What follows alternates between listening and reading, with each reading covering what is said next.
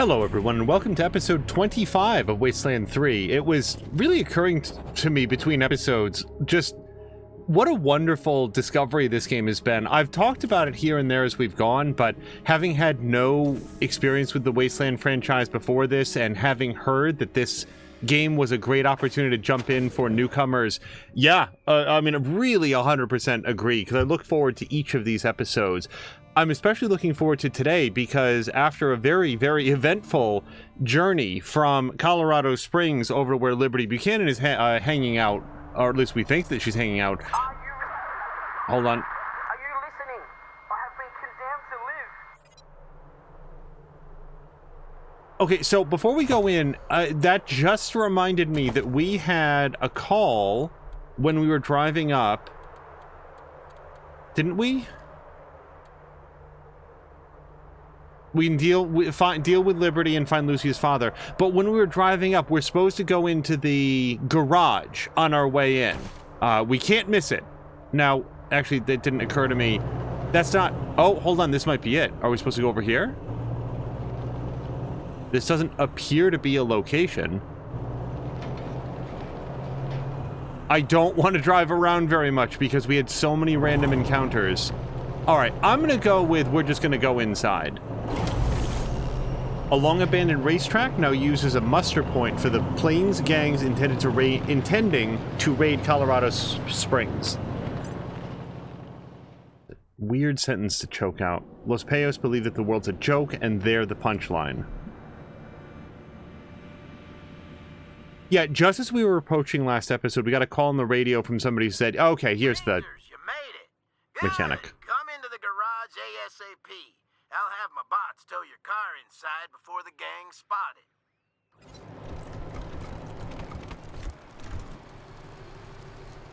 You're the Desert Rangers, right? The ones the Patriarch made a deal with? Hey, good to see you.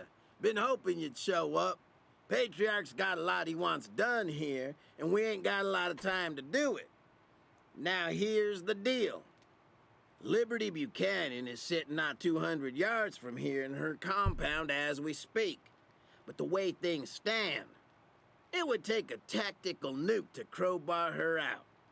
She's managed to make herself the queen of these heathens, the scar collectors, the payasos, and the last few Dorseys. Even the goddamn godfishers are licking her boots.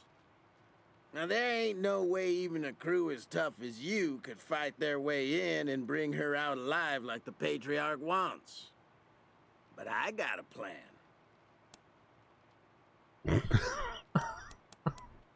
All right, I like this response. Slow down a minute. Why don't we start with, who the fuck are you? I'm your fucking lifeline out here, assholes. So show me some respect. What a tool. I'm the mechanic. That means I fix things, right?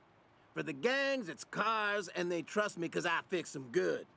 But my real job is fixing things for the Patriarch, like putting sand in the gas tank of Liberty's coupe before it gets on the road. That's why he sent me out here. You get it? Can we get down to business now? So let's think about this.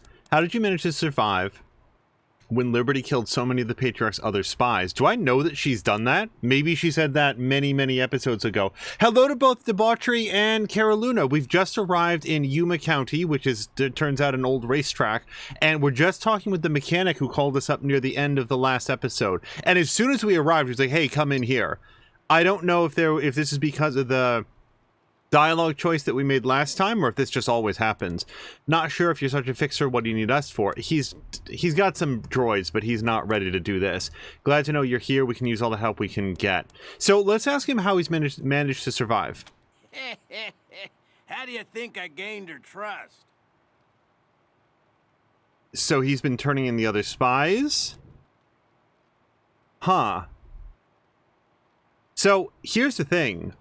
I do think that's despicable. He killed his comrades and his own support structure in order to appear more trustworthy, and though it's evidently worked, that Everything about this guy says that this is somebody that I would not want to work with. And hello to Maxine. Maxine, I hope everybody's having a great Friday so far. Here's the thing.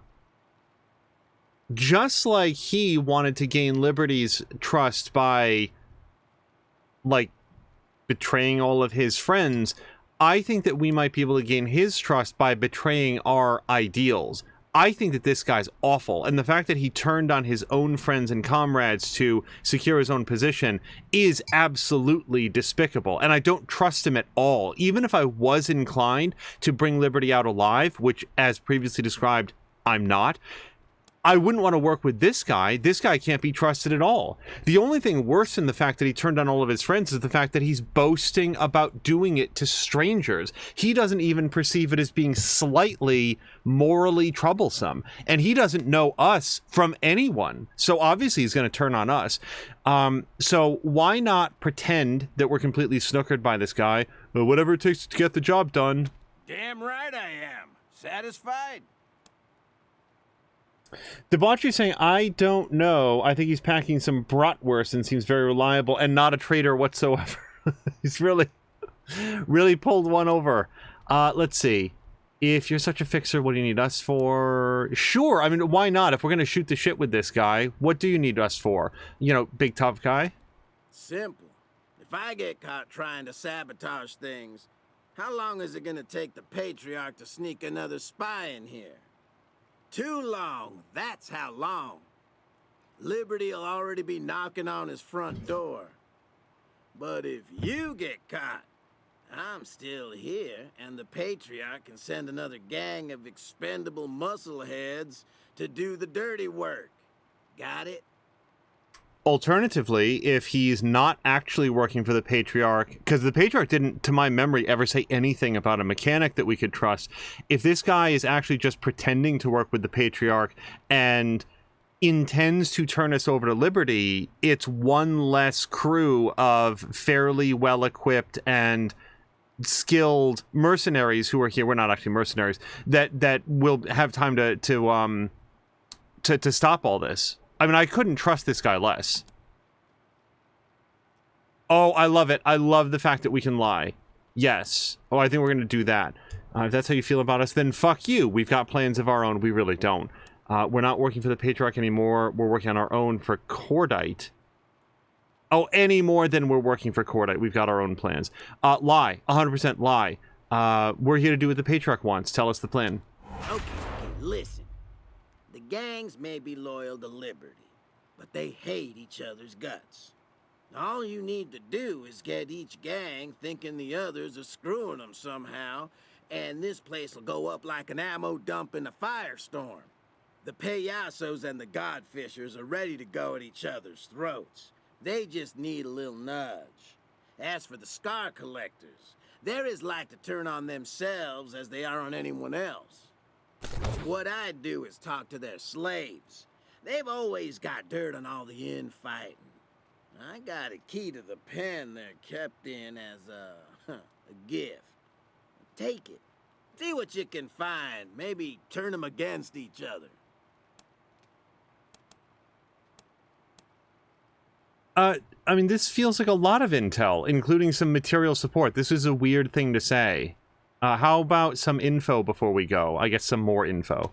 I can give you the broad strokes, but the nitty-gritty is up to you. Who do you want to know about? The scar collectors, the payasos, the godfishers? All of the above. Yeah, we're probably if we can, we're going to talk to him about all of these. The biggest of the gangs and the toughest.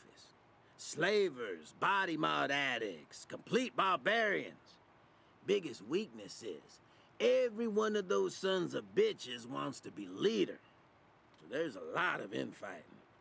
The boss right now is Steel Trap, who ousted Cordite. But he fights off challenges from his lieutenants every week, always looking over his shoulder. Maybe you can play on that somehow. The weakest of the gangs. And boy, does that piss them off. They want to be taken seriously so bad, which is kind of funny since their whole thing is never taking anything seriously. Your friend dies. What a joke. Lose an arm. Hilarious. But man, do they get hot when other gangs disrespect them. The head clown is a shrimp named Lecherito. Meanest little fucker I ever met. Always with the put-downs and the insults. I think that's why they made him boss. Nobody could stand in the way of that mouth. So I should have been reading out which gangs these are. The first one was the Scar Collectors. That last description was for the Payasos. Let's ask about the Godfishers. Scariest of the bunch. They think they can talk to their sky gods by tying people's living torsos to kites and flying them up to the clouds. The other gangs, at least you understand why they're killing you. The Godfishers, who fucking knows? So their leader, Star That Dreams, thinks he's a goddamn messiah. And he hates having to deal with the other gangs. The only reason he's with him is he thinks it's his best shot at getting revenge on the Patriarch. Otherwise, he'd make murder kites out of the other guys and ride into the sunset. All right. And what about the Dorseys? Forget about the Dorseys. They're Liberty's personal bodyguards now. They never come out of the compound and they never deal with the other gangs. Except to execute some fool who tries something stupid. You're gonna have to fight the Dorseys no matter what. You just want them to be the only ones you fight, right? And where's the slave pen? Just outside the main compound. But use my key and go through the side entrance. Otherwise the gangs will see you and then the shit will hit the fan. We're good. Good. Follow the racetrack north and you'll find the gang compound. Just don't get too close to the front gates. The sentries will attack anything that gets too close, gleefully. And listen, if you need any ammo, weapons, or supplies, talk to me. I get paid in trade, so I got plenty of gear. Now, before I go ahead, because I did see that Debauchery had put this in, I was waiting till the end of the conversation, but there's more to ask. So Debauchery was saying that he's played some more Wasteland on PS4 with a friend, and they ended up killing Lucia's boyfriend and the rest of the conspirators, which ended up giving us another $500 and allowed us to respec characters that needed it because of the extra funds. Wasn't expecting them all to aggro after we killed them, since the first playthrough, we sent them all to jail. Pardon me. I'm pretty sure that sounds like what I did. I'm relatively sure that I killed all the conspirators, that the 100 families really dislike that. But I, check the tape, but that sounds like what this crew did as well, because they deserved to die for what they had done. At least that's the way that I felt about it. Which way is the compound? Keep going the way you were going when you drove in. Chain link fence, big gate, guards. You can't miss it. Only, unless you want to get killed, you should miss it. I'm sure I got $500 from it, though. That feels like it would have been a lot of money back at the time, but I could be. It was a while back. So, any gear? Let's at least see what he's got. Ho ho ho! Just like Christmas. All right, I don't really expect to buy anything from this guy. Incinerator's probably technically better than what Blobbity is carrying, but Blobbity is actually upgraded. Minigun is no joke. But again, the Blobbity weapon is updated. A plasma grenade crafting recipe. Well, the thing is, I'm not willing to pay $1,000 for that, because I don't really use those too often. I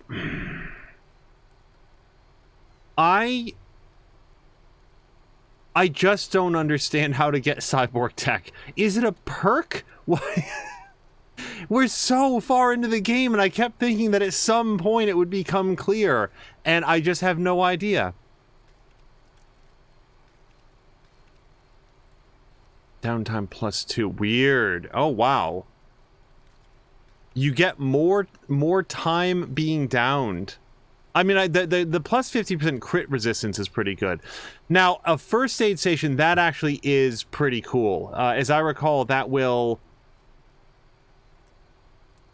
Sorry, it heals everybody in range of it, which the trouble is that the combat in this game seems mobile enough. Like, the first aid station would be great if we had a number of Azarics, but since we only have the one, it doesn't feel like a great expenditure. Now, this guy also has mods, and that, I don't care about the phase silencer very much. Not so much that. The extra turkey choke is something that I had wanted for Drienne at one point. Do we even have a choke on, like, the flamethrower? Oh, we do. And yeah, this one's fully upgraded. Now, Drienne, how are you doing? Open cylinder choke. And then, yeah, we got like an energy shotgun for Drienne, didn't we? Like, I'm thinking about buying this extra turkey choke. For $210, let's just buy it. Max capacity mag, I'm pretty sure I might have a few of those. And then this magnifying scope with the +6 meters. For $93, I'm going to buy that. $210 for critical damage. I don't know about this one. Yeah, let's buy it. And I don't think I have very much junk, or maybe I have a ton of junk. Let's sell what we do have. I'm not gonna weep about ripping this guy off, that's for sure. Okay. I want to see if we sold any antiques there. Yeah, we did. Debauchery saying it was like 400-ish in cash and another 100 to 150 from the weapons because of barter. Have you completed the Zealot mission? Well, I don't know. Let's go look. Are these alphabetized? Yes! Level 9. Valor Buchanan, the Patriarch's younger son, has allied himself with the Gippers. Irritated about the Gippers. So this is... it looks like it was locating Valor Buchanan, so yep. Okay. I know it just saved, but I'm just going to do my own save anyway. Let's switch Drienne back. I want to make sure that Blah-de-Blah's weapons are loaded. Okay. Now, here's the problem with the mechanic. Remember how I was talking about how I don't trust him at all? I don't trust him at all. The trouble is, his plan is actually a good one. Turn the gangs against each other. That feels like a really safe plan, because if it doesn't work out, then we just kill them anyway, which would otherwise be option A. I'm going to try to open this medical crate. He might yell at me. No, he didn't, and we got a free health spike out of it. Disarm explosives, yes. He might also yell at me about this, but I want to disarm it and see what's inside. Thank you, blah, blah, blah. And he leveled up. Hold on. So, okay, hold on a second. I just, out of curiosity, is cyborg tech like under, is it a perk that you pick up in weird science or nerd stuff? It's not nerd stuff. How about weird science? Nope.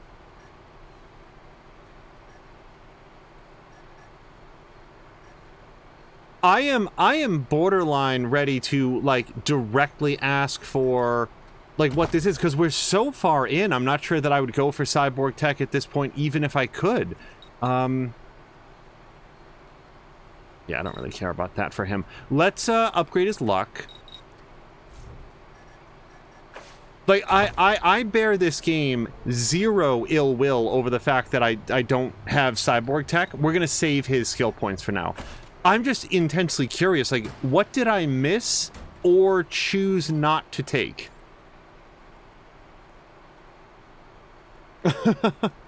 Debauchery is saying, do you want a straightforward answer on how to get it? Because I think you've technically gone past the place to get it.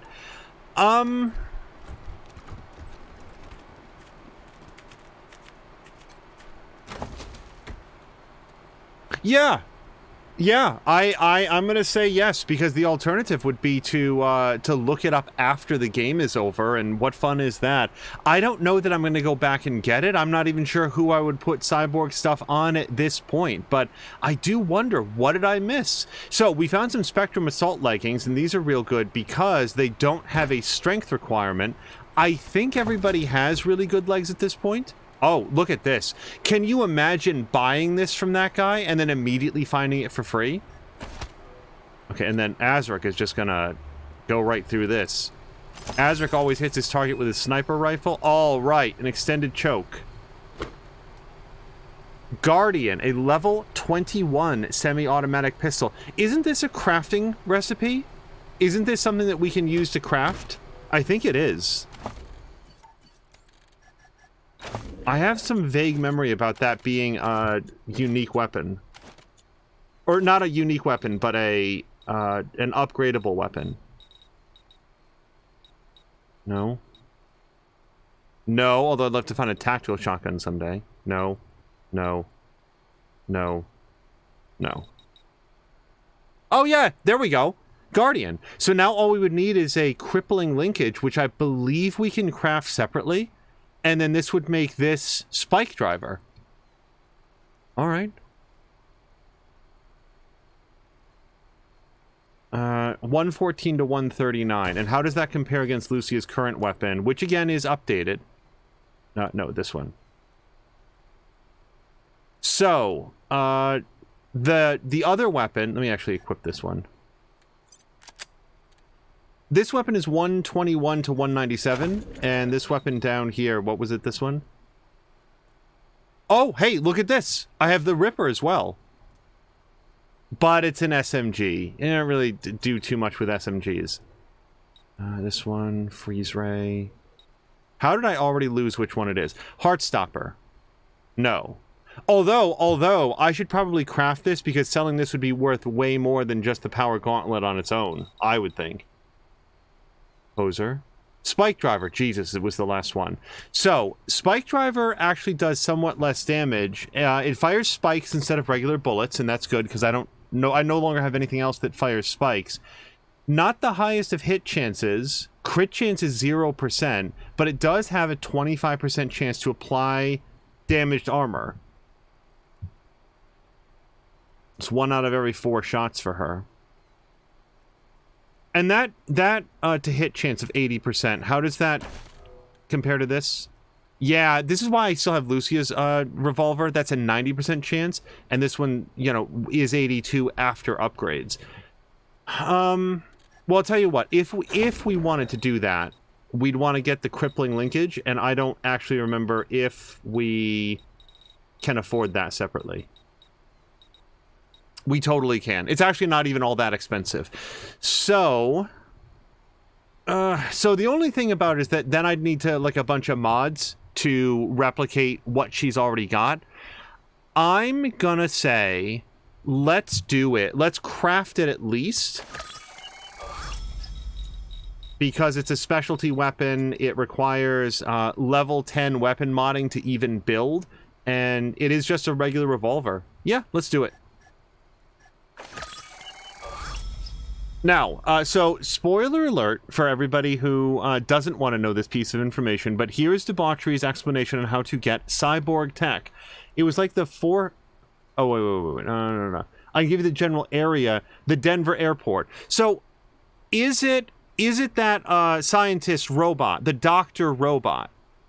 Because I thought that I was going to unlock cybertech by helping him out, but then he got sort of mad at me. Okay, Debauchery's saying yes. So it's possible that I closed off that possibility by giving Vicky free will and taking Vicky to the compound instead. It's also possible that has nothing to do with it, and look at this, I can upgrade these legs. That if I had just gone back to talk to him, it would have been fine. Because I remembered after I'd left that area. Yeah, so we can do the Spectrum Assault legs for her. Wait, you've already got these? I think he does. And blah, blah, blah has something better. Drienne. Oh, yeah. Okay, so it's just Lucia. This is great. You can't really see her legs, but... All right, that's pretty cool. But yeah, thank you for Debauchery. I remember thinking that that's what it was going to be, and then just never getting it. By the way, Blah Blah Blah has 3 points. He's going to be really, I think, the only party member who doesn't get a pet, because I would very much like to get him up to both maximum big guns and explosives. Now, if we wanted to... Why is this so messed up? If we wanted to... Spike Driver. Modify. No, we could definitely put this in. Yeah, 132 to 209. Are you sure you want to wish to proceed? Yes. 132 to 209 versus... Yeah, actually, that's still better than what she's got. All right, hold on. Nope, modify. So we can put this in, +3 penetration. I'm just going to look at some of these other ones. Yeah, that's a lower tier 1. That's just damage +4. Nope, no. So, magazine size. You know what's the other thing that I want? I really want that thing that, like, shaves an AP off so that she can just go bang, bang, bang, bang, bang. That's what her current weapon can do, and it's pretty neat. Now, the other thing that we could do here is this magnifying scope, because I usually do these for Azaric, but what's the current range on this? 10 meters. So this would, you know, up it by, what is that, 60%. Yeah, that's pretty good. You know what? I've been saving this plasma linkage. Maybe giving her a good anti-robot gun would be really good. The only thing better would be something that's like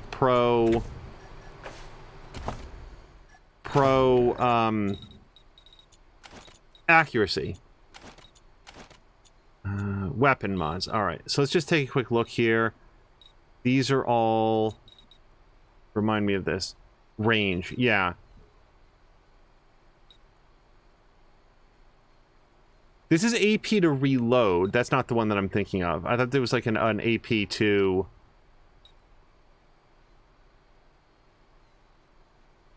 Oh, really? Really? We could put a crippling linkage on this thing, yeah, on a handgun, to increase the damage by another +8. I'm not going to say no to that. That seems better than doing the, like, the anti-robot damage, I feel like. Because between Azaric and Mia just got her proton axe, I feel like that's a better use of...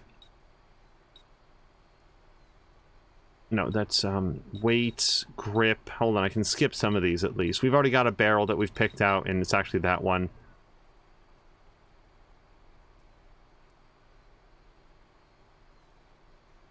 Okay, so so hold on a second. The HE fuse linkage has a 15% chance to apply damage armor. I assume that would stack with the 25% chance that we've already got, or at least give us a second roll at it. That would be pretty cool. I don't know about that one. There's very few ranged... Well, that shut me right the hell up. I was about to say there's very few ranged mods that increase accuracy. This one does, but at the cost of 12 damage. Oh, and look how much scrap it is. How is a lightweight barrel that much scrap? You would think it would be almost no scrap. What? Jesus Christ. Yeah, that one we're gonna pass on. Cone angle, no. I feel like we've got a couple things that already do razor linkage that causes like blood loss. Oh, no, wait, this is another thing that just causes +8 damage.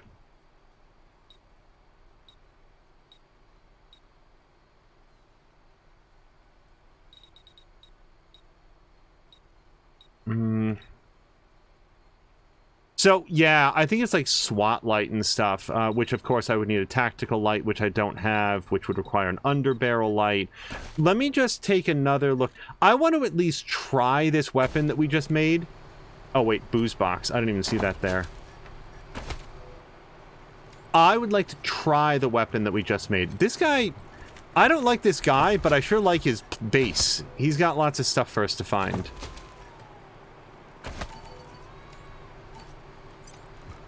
I just want to see if he's got any progress, Rangers. other mods. Patriarch ain't paying us to sit around. Here you go. Okay, mods. Yeah, he doesn't have too much. He doesn't have too much. Phase silencer. No thanks.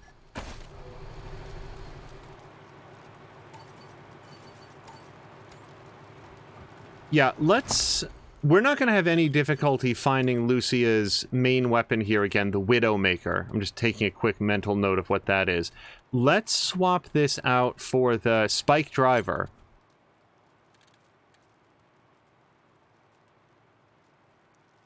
Oh, look at that. The spike driver is actually more overall damage because it has a higher low end, even if it has a little bit of a lower high end.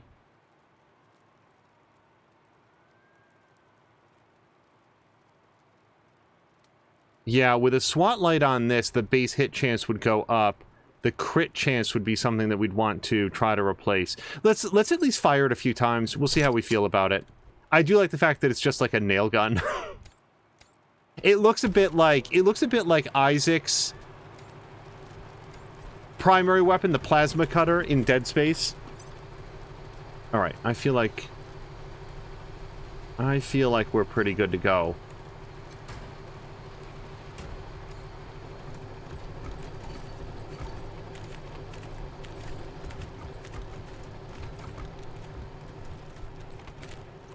Okay, I really want to sift through that junk pile. I'm very mindful of the fact that dude said don't get too close. So we do have an animal charm option. I don't know if we need this. Everybody still has their animals. Uh-oh, wait a second. Azric doesn't have his animal. Oh no, what happened to Azric's animal? Remember the, he had the rabbit, didn't he? Major Tomcat, Fox, no rabbit. So he had cat. Oh, Azric's cat died. That blows. I didn't even realize that until right this moment. Azric, we're not going back, so don't worry about that. We're gonna look for another cat. But Azric, your animal whisperer is 3? Yeah, we can't make friends with this doe. You're a level shy. Okay, well, we'll have to look around. R.I.P. to Azric's cat. I wonder, was it the golden Scorpitron? Did anybody happen to see when Azric's cat died? Oh, look at this, a family of rabbits. Okay, well, Azric could grab a rabbit.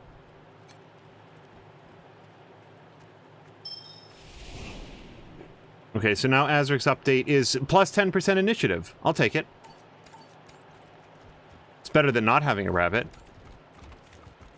And this just brings us back here. Yeah, we got hauled into the mechanics place as soon as we arrived, so we never even had a chance to take a look around.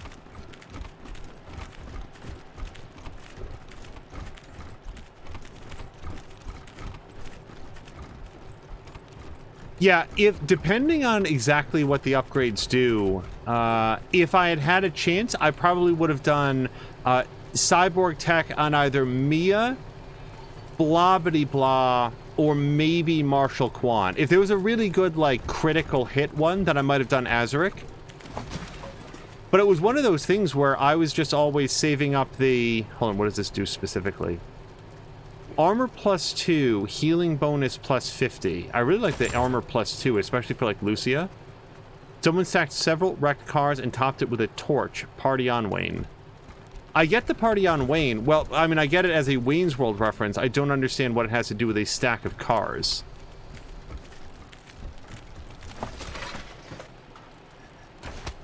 Man, they are restocking us on junk, scrap rather, and I am here for it. Are those people slaves? That's awful. Okay, these giant bison look like they might be violent since they sort of con red.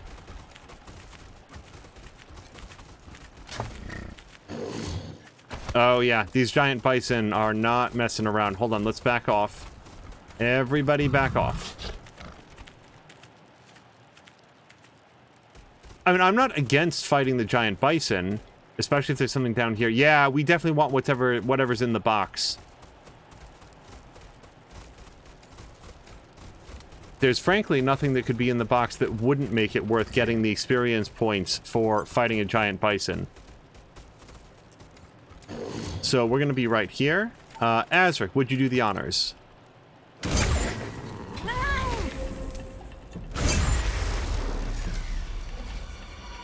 Okay, so that was actually Azric's energy weapon. I didn't particularly mean to use that one, but we still shaved off a little bit more than half his health. Mia, since this guy is closest to you, Yeah, I'm feeling Mia's chainsword on this.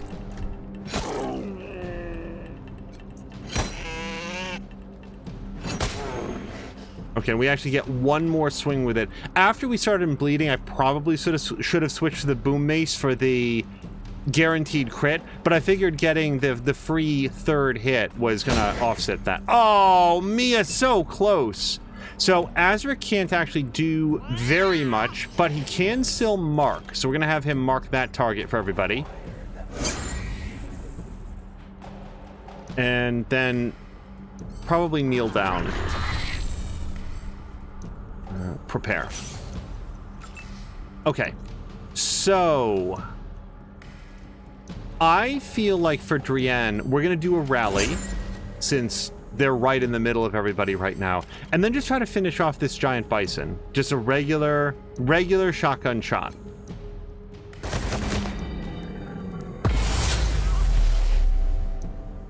Not actually sure how that was a multi-kill.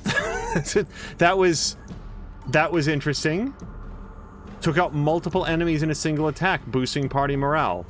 I will take your word for it. Maybe that bison was several cats wearing a large Halloween costume. Blah, blah, blah. I think... Yeah, let's bring blah, blah, blah up here.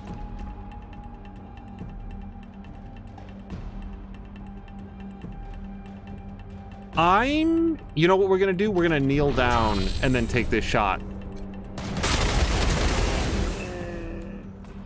Okay, ditto, I think for... Now, Marshal Kwan is actually a little bit different. I'd like to move him at least 5 squares. Yeah, he's there. 1, 2, 3, 4, 5. I'm never 100% sure how it counts diagonals, so we need to move there to hit him anyway. Got it. So here's our free attack. We can and probably should blind him. You know something? I'm gonna bet that we can just kill him. I don't want to... We don't have all of the energy cell ammo in the world. Ooh, this is kind of tempting, I gotta say. Let's shoot this guy in the... He's already bleeding. And he doesn't have so much armor that we're not penetrating right through it anyway. Let's shoot for the head. There! Hold on. He completely popped him.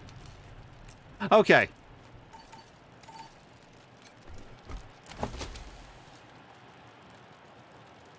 I have doubts as to how many of these bones and hooves were available on the second one. I don't see very much solid.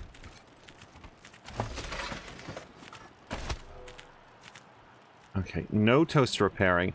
This workbench is arrayed with every tool you could ever need to break down dead synths and robots, then build new tech from the spoils.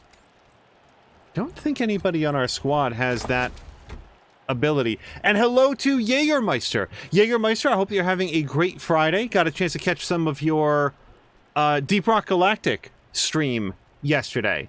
That was yesterday, I think. Oh, it's just a grenade. Okay, I thought it was a mod at first. I hope you're continuing to have a good time with that game. I have had an eye... So I guess the Epic store is doing their own summer sale. I don't particularly see anything on it so far that is enticing, but I might check back a couple more times. If you guys happen to think of anything that would be good, I'd be all ears for recommendations. But at the moment, with the previous Epic sale followed by the Steam summer sale, it feels like our gaming needs are kind of locked up for a good long time. The door's open. Will. Fuck it. He'll just catch us like always. Now, on our way in here, I do want to make one note about turning the gangs here against each other. If that's going to result in dead slaves, no, I'm good. We'll just kill them all. Like, I have every confidence in the Wasteland crew that we can just do them. Oh, look. Hold on. There's a cool puppy. Do we want Azric to switch out his bun? What's the benefit to dog? Hold on. Dog is better combat speed. I think I'd rather have more combat speed for Azric than more initiative, because again, initiative is only ever good on the first round of combat. Yeah. Let's see if Azric can make friends with this dog.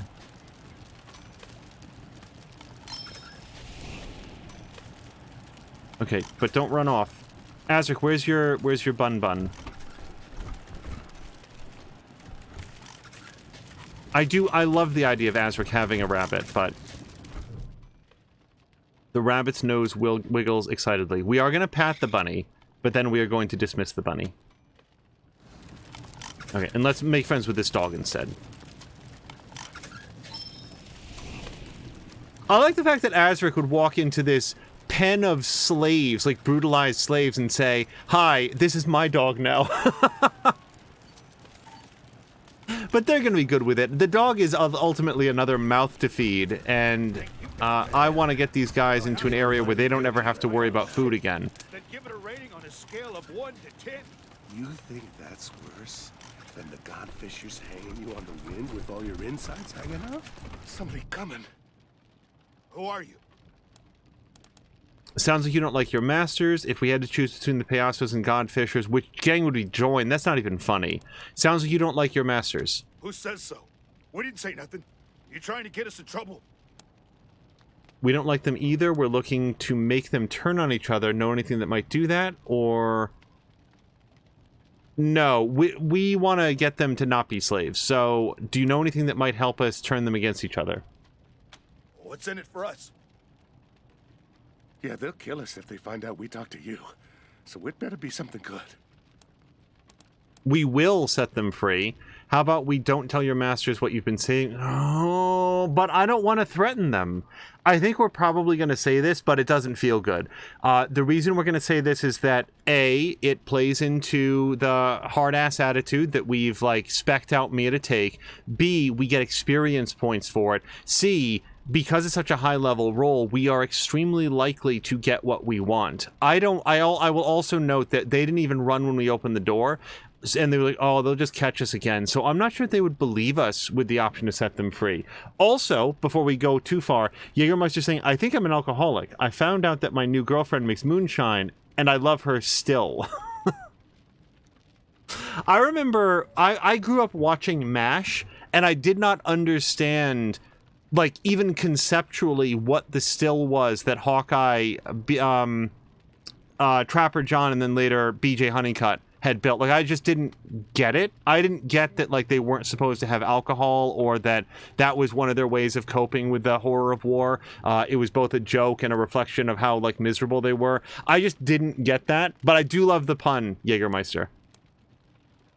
Well, I could pay them cash, but what good is money to them? I don't feel good about it. Hard-ass 8. How about we don't tell your masters what you've been saying about them? Oh boy. Meet the new assholes. Same as the old assholes. Okay. Okay, we know the game. We'll talk. Jerks. The two slaves whisper together for a moment, then turn back to you.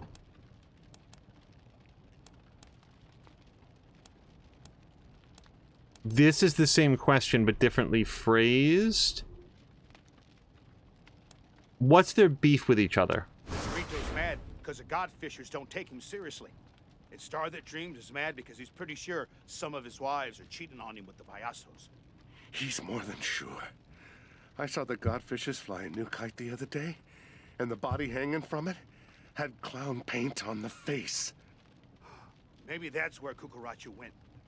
Lecherito's been saying he thought Cucaracha ran off. But if he found out the Godfishers hung him on the wind... And hello to Azric.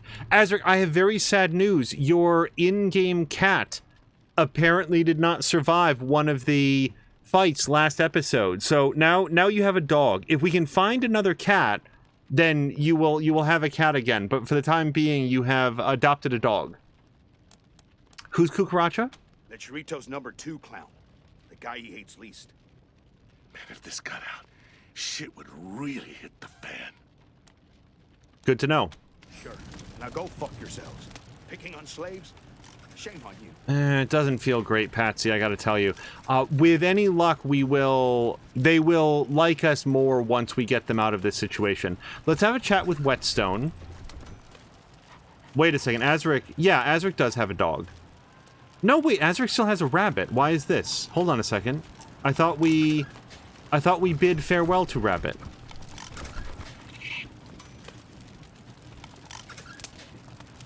Uh-huh. What am I missing? Hold on a second.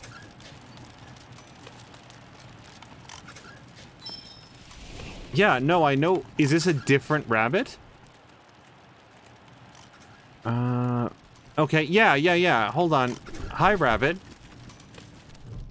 You're cool and all, but you're gonna have to stay here. Okay, take the dog.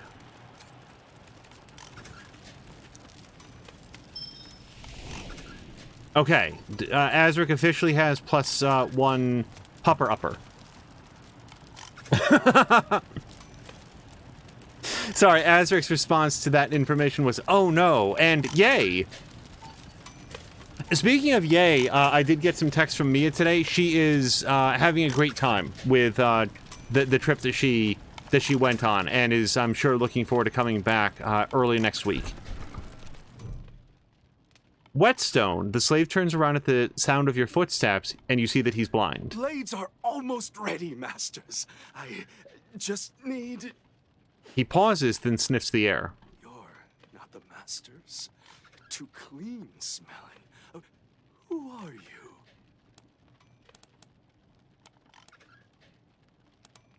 We're the just passing through.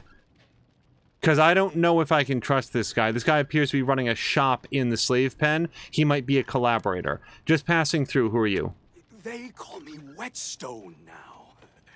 It used to be boss slave at the company store, but I lost my eyes. Now, I make blades for the masters. Anything we should know about Steel Trap if we want to get in good with the Scar Collectors? Oh, and Caroluna is saying, just don't make it a rabid rabbit. Don't make fun of him. And don't make him jealous. Or you'll end up disappeared like Cordite and D-Sharp. I'm gonna have to check the, I do like the rabid rabbit. That is hard to say. Steel Trap made Cordite disappear? He always says Cordite ran away, but I was working at the company store the night he disappeared, and I saw him put something in Cordite's drink. Shanghai, for sure. That's why I lost my eyes. The Steel Trap said I should stop seeing things. And who is D-Sharp? She used to run the company store, the bar where the overseers drink. I sang there too. Funny songs about Steel Trap sometimes. He didn't like that. Didn't like that the boys all laughed. So one night, poof, she's gone. Told the SCs she ran away, just like Cordite. But I still had my ears. I heard Steel Trap come into the bar, and I heard him drag her out. Don't know what he did with her, but she didn't just run away. Do the other Scar Collectors know that Steel Trap took D? You kidding? They'd cut him up for jerky if they knew. Everybody loved D. Searched for her for weeks. Swore vengeance on whoever took her. Never found her, though. He must have buried her deep. Did you ever tell anybody about the abduction? Not any Scar Collectors. Don't want to lose my ears, too. I'm gonna ask if we can buy any of his blades. I want to see what he has, just in case there's like good mods or whatever. Not supposed to, but... He pauses and sniffs the wind, then leans in. Steel Trap says I'm only supposed to sell to the Scar Collectors, but he's a bad master, so why not? Let's see what you have for All sale. right. Just keep an eye out while you're looking, okay? All right. Sell some pretty sweet armor. Probably, well, we've only got this level 15 tank helmet. I wouldn't complain if we had an opportunity to update that. We could, and probably do have another targeting processor. Let me just see if we've got, oh, we can't really do it from here. Because getting this this power armor would be a substantial increase. How much would this cost? Almost $700. Oh, look at this! Look at this helmet. We don't have any of these. The Spectrum Assault Helmet. Also, just to go back to Kiruna's Rabbit comment. This is just something that doesn't speak to me, but the Ubisoft Rabbids, like those little pink looking bunnies, like they came out of Life is Hell, like the early Matt Groening comics. They're all white. They've got these weird misshapen teeth and these crazy googly eyes, and they never fucking shut up. And they're always like dancing around with, like, I don't know, underwear on their heads, or I don't know, yelling. Oh god, like just as a concept, the characters could go straight to hell. But the fact that, like, Nintendo put out a really good sort of tactical strategy combat game, Mario versus Rabbids or something like that, and it's like the game mechanics are so good, but it's got these characters in it that you just I'm playing it by myself in a room by myself, and I still feel embarrassed. Like I need to go take a shower after interacting with these characters. And like, why not any other character? Why not Rayman characters? Why not Splinter Cell characters? Anyone else? Assassin's Creed characters? Any other characters from the entire Ubisoft staple? Prince of Persia characters? Anybody else? No, they're gonna do the Rabbids. Oh god, I don't like them at all. And the only thing that brought that up was the spelling of Rabbids.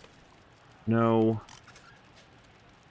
Yeah, I might want to see if I could do another targeting processor, because I'm relatively sure that that gives Mia the plus 18% melee damage bonus. If I remember correctly, it's a steep drop in armor, but, like, we'd still be better off if we had this. So let me close for a second. Let me just see if we can do that as a mod. Modify armor. So we don't have any. And if I wanted to craft one, that would be an armor mod. Targeting processor. For that, we would need a tactical HUD. Oh, and I can totally make a tactical HUD, and cheap, too. So let me just remember what this does. So, yeah, it's -4 armor, but plus 18 everything else. I think this is a slam dunk. Getting a new helmet for Mia. I mean, this is an old helmet for her. The only thing better would be, like, a new helmet for, frankly, somebody else that doesn't have a very good helmet, but I mean, Lucy is going to continue to use this helmet because of that plus 6% hit chance. That's critical for her. Blah has a baller helmet. Drienne, I mean, this is a really good helmet for Drienne, and it's so fitting for like their whole vibe. And then we've got Azaric, which is, as always, a very low-level helmet, but that plus 2% crit chance, plus the range damage bonus. There's no other helmet that has a plus 25% thing. I guess maybe that's the threat intelligence. Let's look real quick. Modify. Threat intelligence. Oh, look, this is an even higher one than the thing that we're going to build for Mia. Okay, hold on, new plan. Crafting.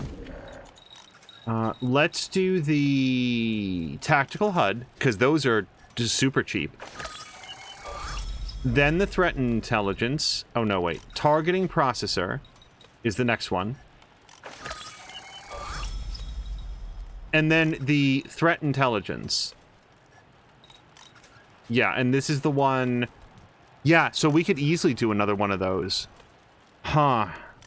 The thing is, as I've always said about Azaric, if Azaric is taking fire, then he's badly positioned. Because Azaric can shoot these guys from the next continent over. So this is good for Mia, but less good for Azaric. Yeah. Yep. Okay, so let's buy that armor for Mia. Hello again, masters. What can old Whetstone do for you? All right. Just keep an eye out while you're looking. Okay, yeah, $700, but the offshoot is gonna be way more armor. Like knock 6 off of that, and it's still more armor than what Mia currently has, and an increase to her melee damage bonus. So that seems like a good one. The Spectrum Assault Helmet, you would think that we'd have somebody that would benefit from that, but really, not really. All right, so let's see. So this was Mia's old helmet, and I actually did like the way that it sort of like went with the armor set, but now we're going to switch it out for this one. Oh, that looks badass. Look at Mia. Oh, I really like the way this whole thing has come together. Let's do the mod. I don't think we're going to leave the helmet on, but I do really like it. So this is going to knock 6 points of armor off. She's still going to be better off than where she was. And now does even more melee damage. That looks so cool. How does it look in game? I might actually leave that on. The trouble is from here, it just looks so generic. I like being able to see the characters. Like, Drienne's helmet is on. Drienne and blah, blah, blah, their helmets are on because, like, they look too good to not have it on. Oh, and Lucy as well. But, yeah, Mia gives no Fs. Caroluna is saying Mia doesn't need a melee damage bonus. We will take every advantage we possibly can get, but I do agree with you. When Mia is routinely liquefying the enemies that she strikes, it does feel a little bit like overkill to up it more. They call me Stitches. I'm what passes for a doctor around here. You need some stitching? Why do you heal the people that enslave you? I assume it's because Stitches has no choice. Duh, because they'll kill me if I don't. Mm-hmm. You got a head wound or something? No, that was a super condescending question. You passed for a doctor? I, was an assistant to a doctor. I watched her cut a lot of legs off, so I know what I'm doing. Mostly. And what do you charge? If you're in one of the gangs, it's free. That's what being a slave is all about. But slaves and outsiders gotta pay. We're not gonna... Okay, I'll be here. I mean, where would I go? Let's look around inside. These are the sum total of the slave's belongings. And nothing to steal. In any situation that wasn't a video game, I would feel absolutely abysmal about... Okay, so there's the Dorseys. So, wait a second, can we just walk right in and start attacking Liberty? I don't want to do that, I want to do the quest, but it does feel like if the Dorseys are in the inner sanctum... Now, before we go ahead, and you're going to see a lot of quick saves here. Here. Right? Okay, here we go. Okay, so check out the area near the company store at the Scar Collector mine for evidence of trouble. A former server at the company store, now one of Steel Trap's slaves, told us he heard a struggle the night D-Sharp disappeared. We should check the area for a trail. We have to travel to the Scar Collector mine first. So this is not in this area. Hold on. Can I get to the world map from here? I thought you could, but I could be wrong.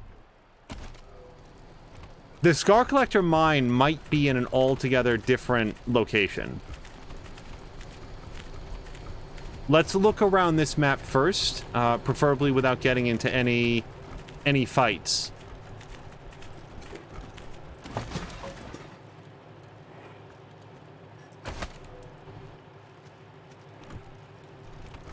There's a surprising... Okay, and that just goes all the way back out.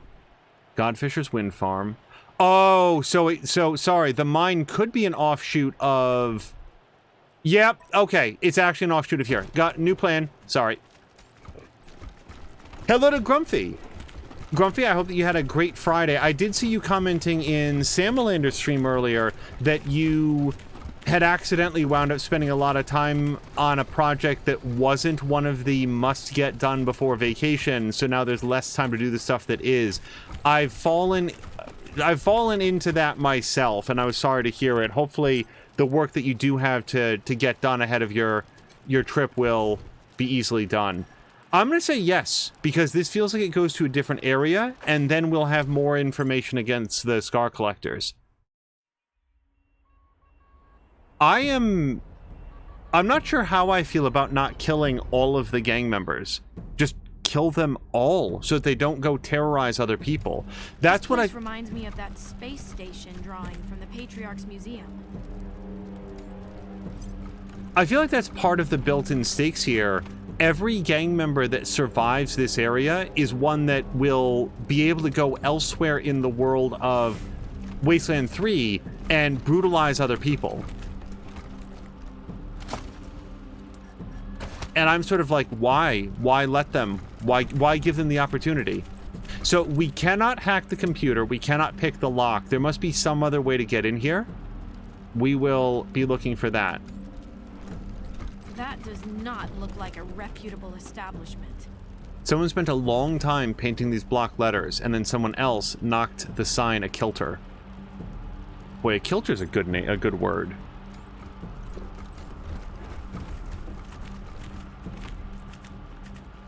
Alright, I mean, I see the blood, I see the broken parts. I'm just trying to take a quick look around, make sure that we're not going to wander into the view of any of these enemies. I won't feel bad about killing them, but if we can have the information, we might be able to avoid the fight if we want to. These ruins don't look like they were built on the ground, more like they were embedded here after falling from a great height. Oh, is this like a Sputnik thing? Old Russian space technology? This is probably something that people who actually know about space or space exploration or maybe sci-fi do recognize. Here's a fun fact that I think probably a lot of people know. Hold on. These are scuffle here recently. Shattered cyborg limbs and signs of a struggle in the snow. Whoever was jumped here put up a hell of a fight. Old blood and drag marks lead northwest. Is this proof of Dee's kidnapping? In Star Wars Episode 1, The Phantom Menace, in the junkyard where Qui-Gon Jinn goes to, like, get parts on the Tatooine, whatever, nobody cares about the story in that movie. There's actually an EVA pod from 2001: A Space Odyssey, which I feel like is a really deep cut, given the respective audiences that these two movies would appeal to. Yeah, a mine that's protected by mines. Heyo. Okay, Blobby Block can do all of these. There's a rabbit, and another rabbit, and a third rabbit. They're breeding.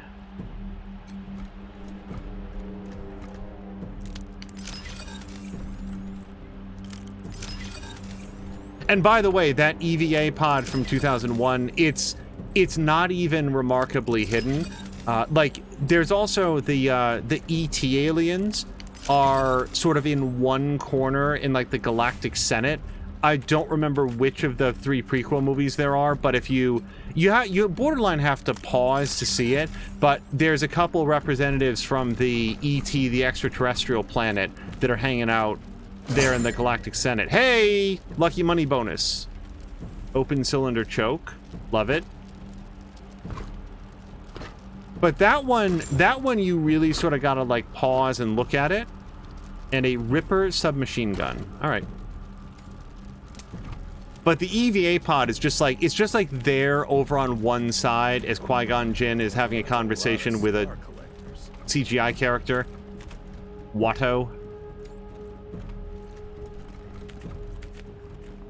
So once you, like, even think to look for it, it's super clear. This has been random Star Wars prequel trilogy trivia. I mean, I'm happy to defeat them inside of the mine. Yeah, okay, I'll do that. It's part of the quest. Okay, so we do have some machines. Is this a good opportunity for Mia to switch to her Proton X? And probably. Couple guys up there.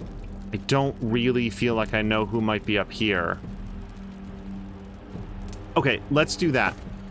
Mia, we're going to switch out your chain sword, at least briefly, for the Proton Axe. Just remember not to sell that by accident. And yeah, let's get everybody set up. So, Azaric, let's have you... Yeah, Azaric can hit everybody from here. Drienne can come up here. Right in the middle of everybody. Marshal Quan can probably hang out with Drienne.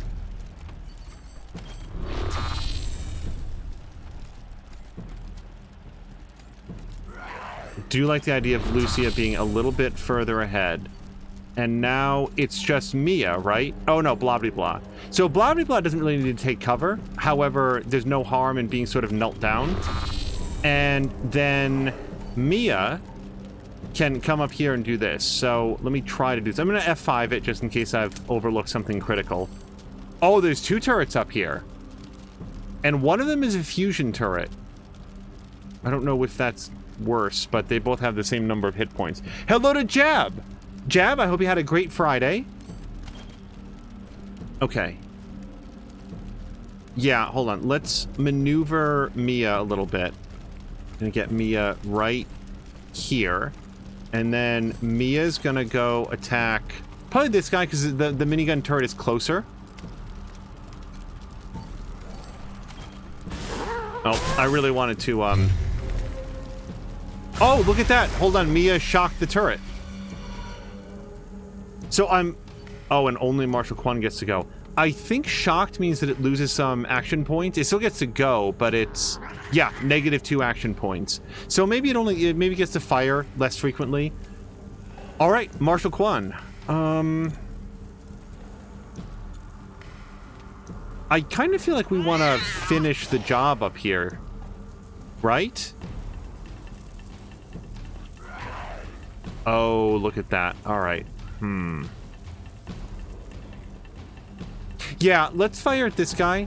I guess. I don't know.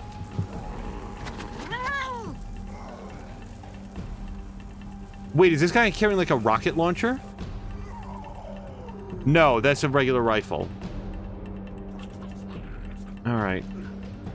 The hemming and hawing that you hear is that I don't know that Marshal Quan can really do anything to this minigun turret, but I do feel like he could mess this guy up. Okay, 1, 2, 3, 4, 5. Yeah, we're gonna try to get his Stormer bonus. Perfect. All right, just regular shot. Look at how much more damage this does. Yeah. One more. Good. We do actually now get one more shot. That guy's out of range. All right, I'll tell you what. We're gonna come... Yeah, let's actually come back behind cover, and then we'll set up an ambush shot.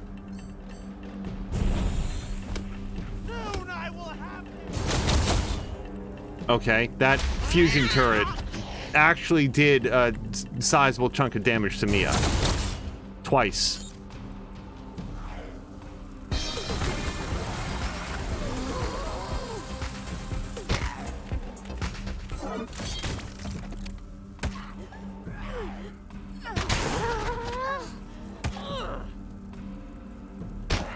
The bummer is that, like, I'm kind of disturbed that I didn't even realize that Azaric's cat had died.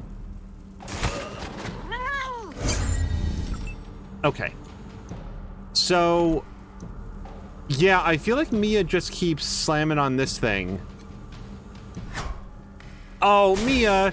Okay, well, she hit it on the backswing. We'll give her a point for that. I would love Mia to be able to kill this thing, so... Marshal Quan, can you... Azaric could soften it up. Also... I don't know why he's one shot down. Yeah, Azric, shoot this thing for Mia. Oh my god! That was a 95% chance to hit! And Mia also missed. What is this? This like a super dodgy... That's frustrating. We're gonna save Azric's last 2 points. I did not in any way prepare for the possibility that that was gonna miss. Alright, so... Yeah, Blobby Blah has 3 guys in his sights. The alternative would be to do... Hold on, undo that. The alternative would be to do suppressive fire. Oh, which actually does more damage. Okay. Yeah, Blobby Blah, let's do it. And that was somehow free. It was like a lucky free. So, yeah. Scar Collector Overlord is the one that we want dead the most. So, let's... We can also light them all on fire. But they're slowed. They're pinned down by the suppressive fire. Just regular bullets. I like that Blobby Blah missed one of those shots and hit the Scar Collector Thrall behind him. Okay, and now, in fact, we do have the opportunity to do this because we can't fire the main gun, so... Yeah, light it up.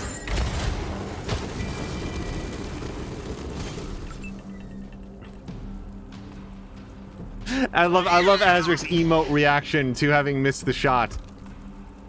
Alright, I'm feeling like what I'd like to do is... Oh boy, this is a tough one. Because Drienne could end this guy, I'm pretty sure. Okay, we can do 2 AP to get here.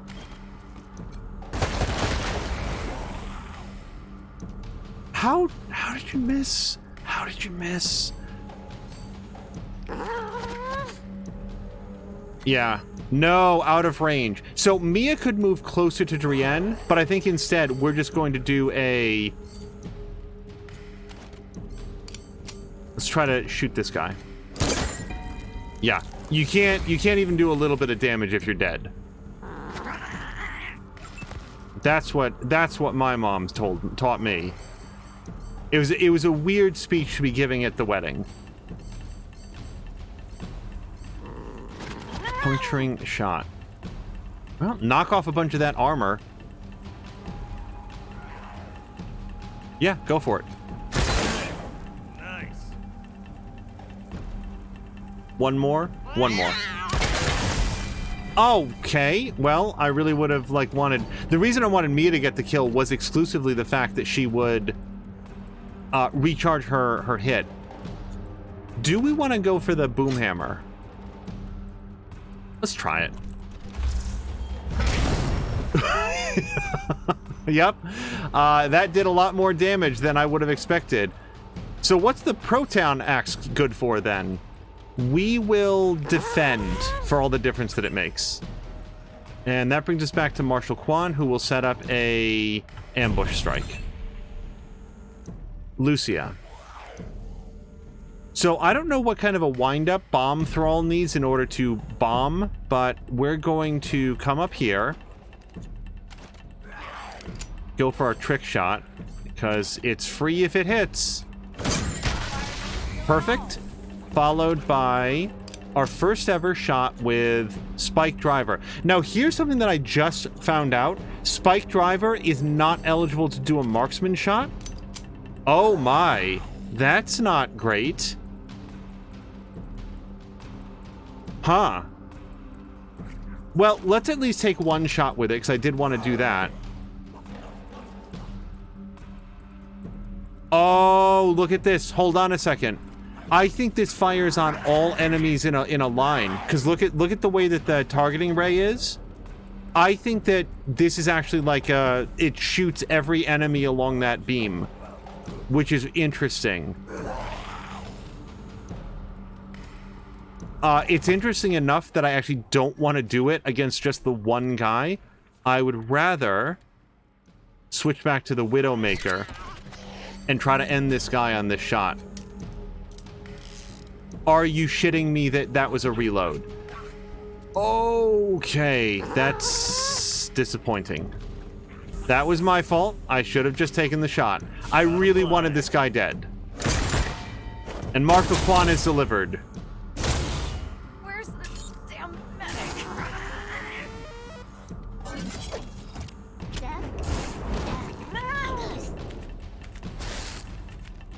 Debauchery is saying try hovering, and Carolina, thank you for the request to quote. You can even do a little damage if you're dead. I prefer simple wood and iron. But then Debauchery is saying try hovering over friendly units to confirm without shooting. Like if it was about the reload, that was just me not paying adequate attention. But was there like to confirm what specifically? Because I love tips, especially when I'm like lost on something in the interface or I haven't like picked something up, but I'm just not sure what I'm hovering over to look at. The shooting in a line. Okay. Oh, that's a good point. Yes, let's try that now. I will do this and this. Put that there. And so at least in terms of like, you can see that it would apply to both of those, and both of those, depending on where the targeting ray is. It doesn't seem to affect friendlies, but that's because on standard difficulty level, friendly fire is not a thing. Boy, this is like a super cool weapon in a specific circumstance that's just the tiniest bit difficult for me to envision right now.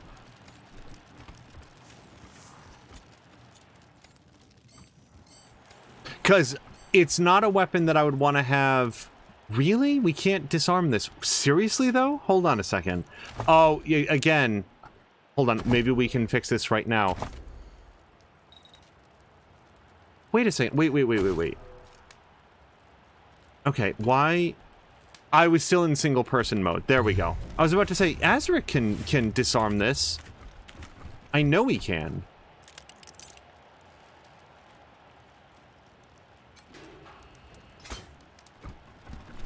Oh. Oops. Yes, I guess I could have gone up there and attacked the turrets more directly with the whole crew and also had the high ground. Okay. Let's level up Azaric. I feel like coordination is a real safe pick. Yeah, because more action points for Azaric is what we're aiming at. Then we've got skills. And I guess before we get to skills, are there any specific perks that we want? I mean, probably Spirit Animal is the next one for him. But it does depend. Yeah, so it's going to be so long before he can get sneaky shit. What level does he need in this? He needs to be level 5 to take Spirit Animal. That's where your animal bonuses, your animal companions provide better passive bonuses. And if we have the cat, which I think we can get one at the kennel, that would be pretty cool. That is 2 levels away. The alternative is Weird Science. The thing about Weird Science is that it is very good for his sniper rifle, his energy sniper rifle. This gets him a perk. You know what? I'm pretty sure that he'll be able to get the perk next level. So yeah, we're actually going to take that. And then because he saves 1 point over, and then the next perk up is going to be another 2. Okay, we'll save that. And then I think we're probably going to just save the perk point until we can get Spirit Animal. So yeah, we'll stop there. Drienne has also leveled up. For Drienne, let's get max level coordination, because that's another action point. That's good for movement, that's good for attacking, that's good for healing, that is good for Drienne. Confirm. Now for perks, we did get Deep Pockets for Drienne, so there's no bad choices. There's also no like really exciting ones, except maybe Animal Training. Let's take a look at skills.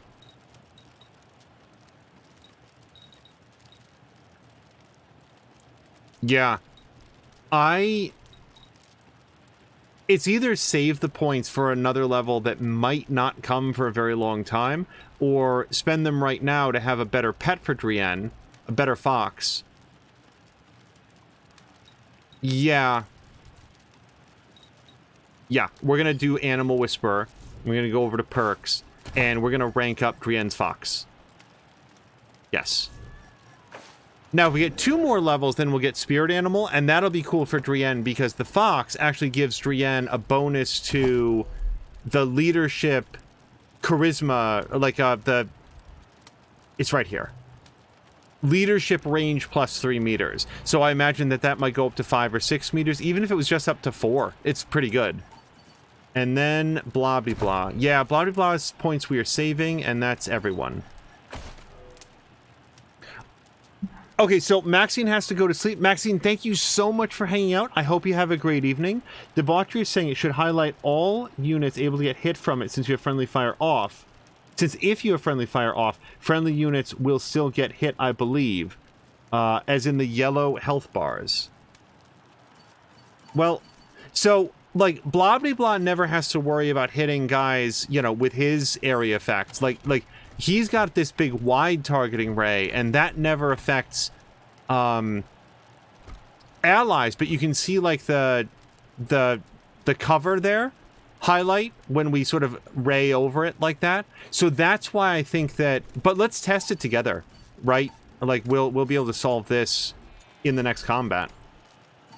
Mia has taken some damage. Let's see if we can just have her eat some Blam. Yeah.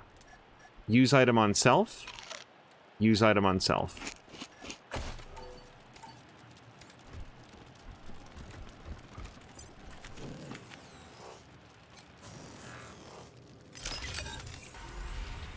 Getting Azaric ranked up in lockpicking. Lockpicking in sniper rifles. Oh, look at this thing. Hold on. Why is this in, a different alphabet? Like, I want to say Cyrillic, but I could be way off. It could be... looks Cyrillic to me. But no, it's just sort of hanging out there. Okay, I can't really interact with it. I don't think that's a bug. I think that's a special turret. I think that's a unique boy. Is that a security terminal there? Probably. Oh, Azaric. Oh, this is so cool. A plasma hammer. Well, it can't be a bad thing to have more energy-based weapons. Soviet Sec Pass, a mission-critical item. A plain plastic keycard labeled in Russian. Your guess is it provides top-level access in the Soviet space station. Then we've got a battle cap flag and a Hot Wheels car. I'm betting that maybe that keycard will help us out here. Ammo. Ammo. Boy, these ammo boxes are as advertised. Got it.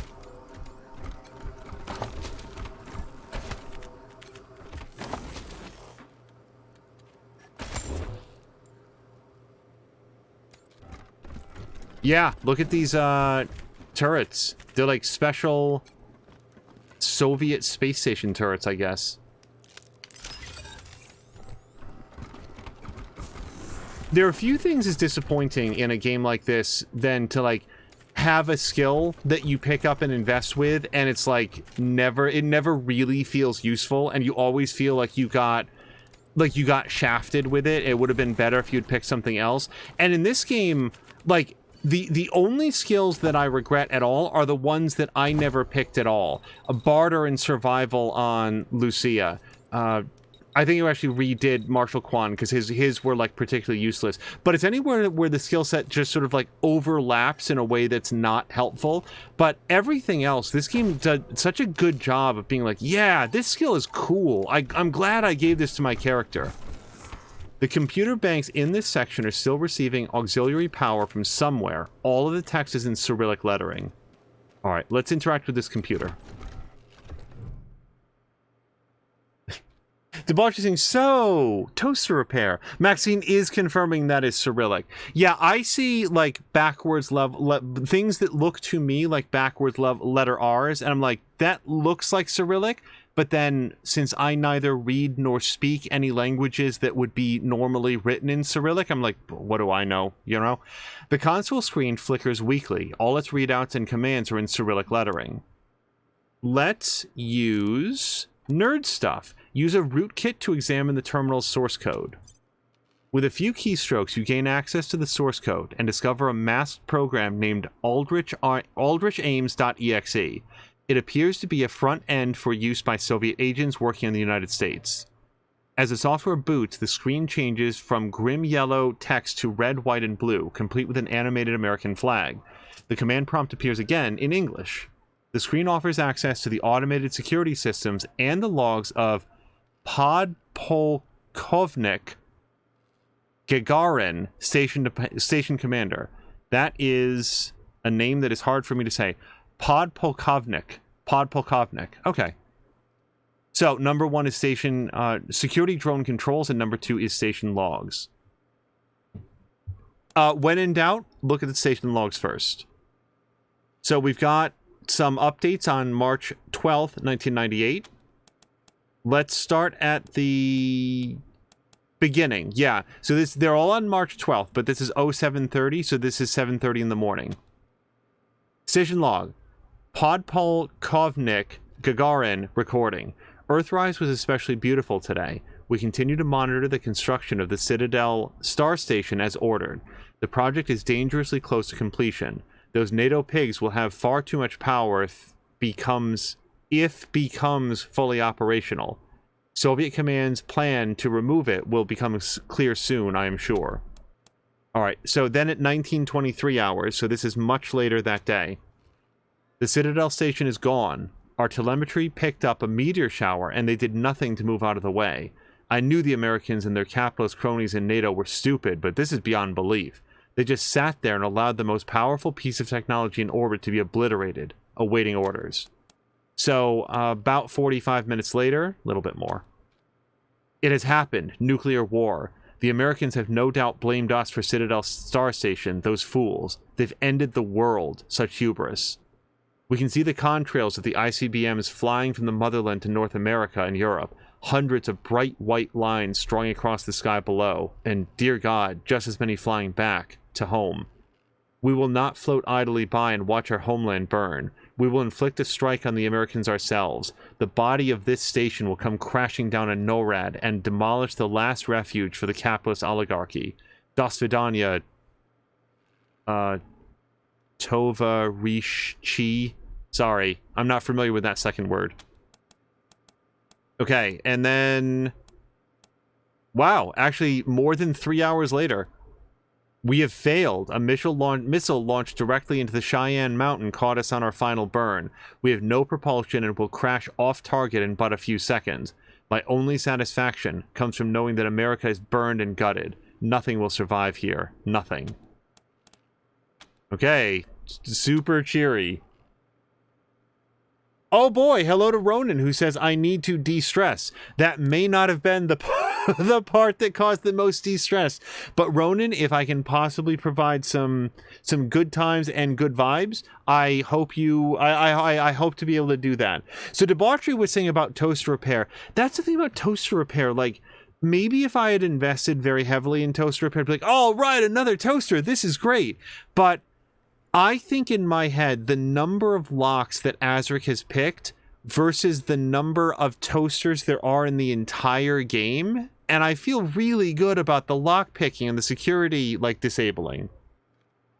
Debauchery says, Ronan, I know the feeling of being stressy and depressy. This was a... There's so at my work, there's so much stress on the horizon, but this specific week went pretty okay. So I feel like I'm going to the weekend in a pretty good place. I don't know how I'll feel Monday, but that's 3 days from now. We get some time to just relax. So let's try to recalibrate the station security drone targeting to protect the current user. As the targeting protocols execute, doors around the room open, revealing several deadly-looking security drones. Most seem uninterested in you, but one moves close and seems to follow your movements. Did we pick up another companion? Do we have another companion that's going to follow us around now? Oh, hold on, we can talk to it. Well, we can speak in its vicinity. I don't know that we will understand each other. It would be so awesome if somebody in chat spoke Russian. Okay, there's nobody else, nothing else in this room. And maybe I was wrong, but I did not actually see a purpose for the... I think we just found another toaster. That's the second one just in this episode. We don't yet have a purpose for the red Russian keycard that we found.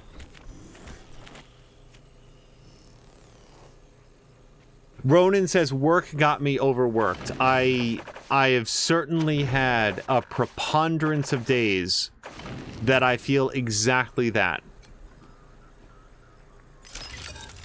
So I hope that feeling passes quickly, and hopefully you're able to have a couple days off from work. Open. Requires power. Oh, let's repair the door on the other side. Speaking of work and stuff, Azric, I know that it's been a very busy time. On the whole, how have you been settling into, like, the new position and everything? He may have stepped away, but Azric, if you're here, I would love to catch up on all of the business that you've been working on. This looks like the drawing of a space station from the Patriarch's Museum. Oh, I'm sorry. This is the actual... No, see, this looks like it's Earthside. But this might be like an open section from the space station that crashed, maybe? I really wasn't paying attention, but... Yeah, this could be sections of the space... Yeah, hold on. It's actually named Living Habitat. And Security Habitat. Okay, that's cool. I really wasn't thinking of it that way, but here we are.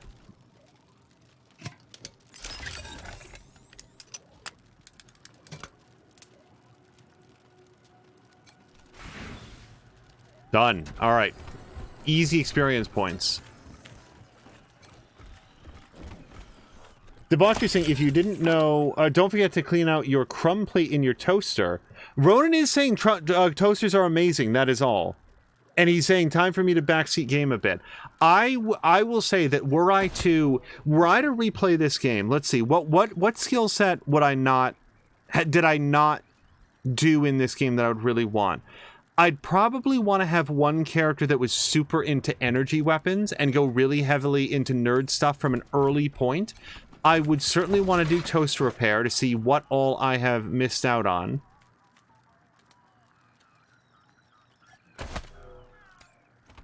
I think one thing that I might do from an earlier point in the game is get everybody 2 or 3 points in animal companionship, just because the passive bonuses actually seem really good.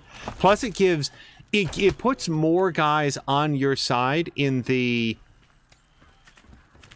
every combat encounter, which, not to be crass about it, but does distract the enemies from your guys because they just have more targets to aim at. This place looks more like a building than a mine, but everything is topsy-turvy. These cots are riveted to the walls. Oh, and another proton axe. Okay. F5 it. I usually do a lot of F5s of the quick saves after, like, looting, just because I don't want to have to, like, go around and pick everything else up again. And then we've got some dudes. Okay. I would love to open that electronic safe, but we're not even close to that, right? Level 9 nerd stuff. Oh, actually, we're very close to it. And just as tends to happen, let me just double check that I don't have a book that I could read that would put us over the top, because I've made that mistake at least once. Armor modding, automatic weapons, barter. We're not ready to do barter yet, are we? Hold on. Skills. No. I mean, I should probably just do it, because I don't know that we're going to get higher on barter. No. Brawling, leadership, and... Oh, hold on. Animal Whisperer. What if we gave that to... Hold on. Wait a second. What if we gave that to Azaric? No, it was Drienne. Because Drienne's just holding on... No. Who was I going to hold on to this for? It was Azaric. Yeah. So, hold on. Azaric, what is your Animal Whisperer? Gosh, it's only 2 points. But if I take that, then we get his boosted specs now. I'm going to think about that. I might actually use that. But yeah, Debauchery was then saying to clean out your crumb plate. If you didn't know you had a crumb plate, then you're not cleaning it enough. Very true on toasters. And then Ronan saying, I mentioned it earlier about the team that needs more people. More work coming in. Nothing but long-term projects. There's a lot of projects happening where I work as well. And what I tell the team is we're just gonna do the best that we can. And like we can't stress about it. If we don't have the people or the time necessary to do what is wanted, then they need to give us either more people or more time. It's just the way that it is. Okay, let's bring blah blah blah in here. And then I don't know that we'll have a chance to bring up everybody, so target blocked. Balls.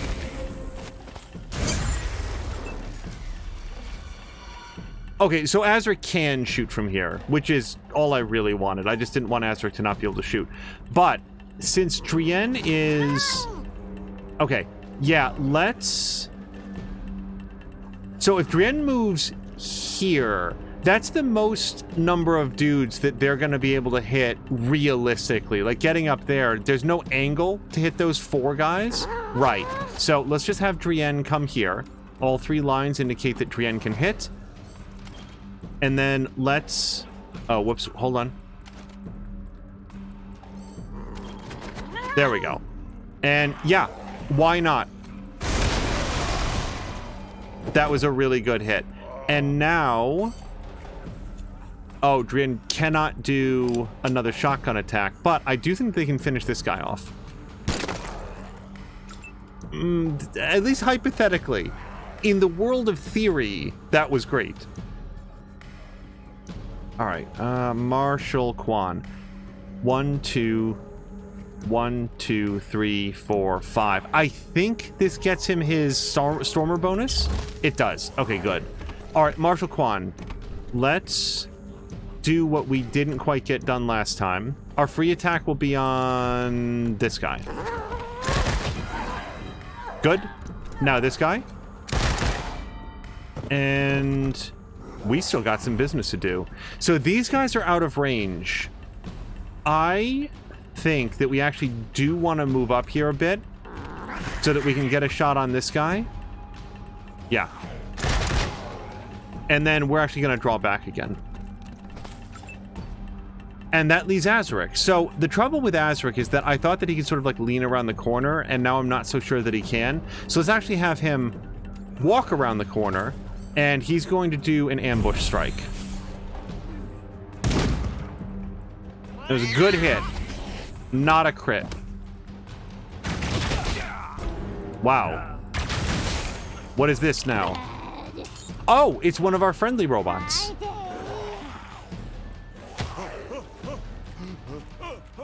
Wait, the dog gets to poison people? Since when? Hey, Azaric, your dog has poisoned teeth. Maybe we didn't have to worry about the rabid rabbit, but the rabid dog. The dog has infected that man with rabies. He's in for a real bad evening.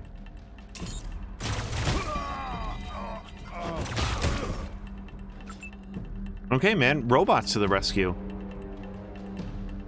Blah, blah, blah. Thank you so much for the resubscription. Woo-hoo, he says, for 27 months. Oh my goodness. Blah, blah, blah. Seriously, thank you so much. Debauchery was asking Ronan, would you prefer more long-term or short-term projects? And Ronan's answering, short-term things would involve less environmental changes. Yeah, the thing about long-term projects is that there's a lot of stress to... It's not that you necessarily have more time, it's that, at least in my experience, there can be more stress trying to... I want to try to change Mia's weapon back to her chainsword. Because then we can chainsword this guy. This is the right one, right? Oh, whoops! That is Mia's shock mace. That's an interesting choice. I mean, it still killed, so it was fine, but it was a little wasteful.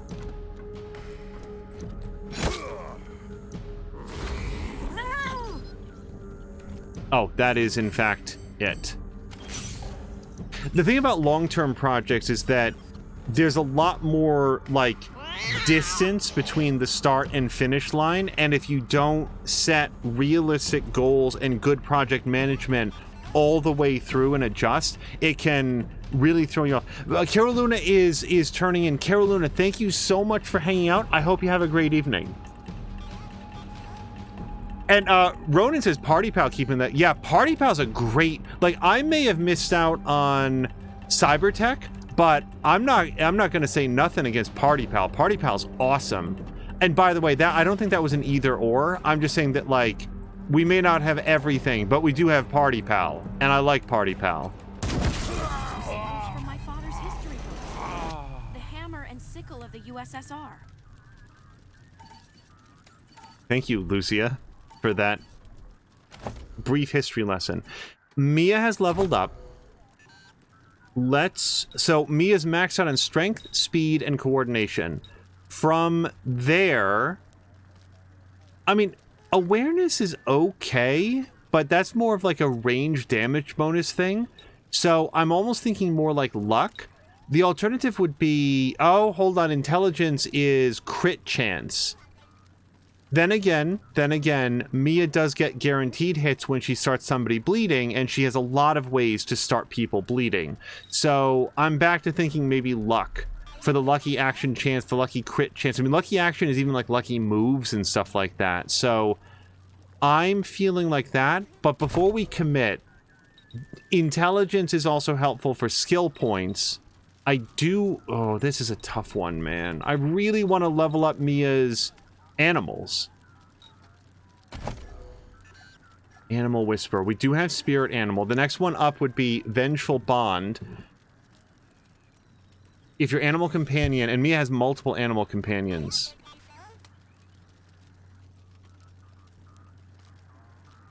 That's a tough one. Because, like, I love Mia having a good... Yeah, we're gonna go mechanics. Damage versus robots and vehicles. You know, it's how she repairs or disables generators. Yeah, we're gonna do that. And then... Yeah, we'll go with luck. Done. Oh my god, blah blah blah. That sounds incredibly painful. I'm so sorry. Blah blah blah is saying my kneecap popped out and dislocated yesterday.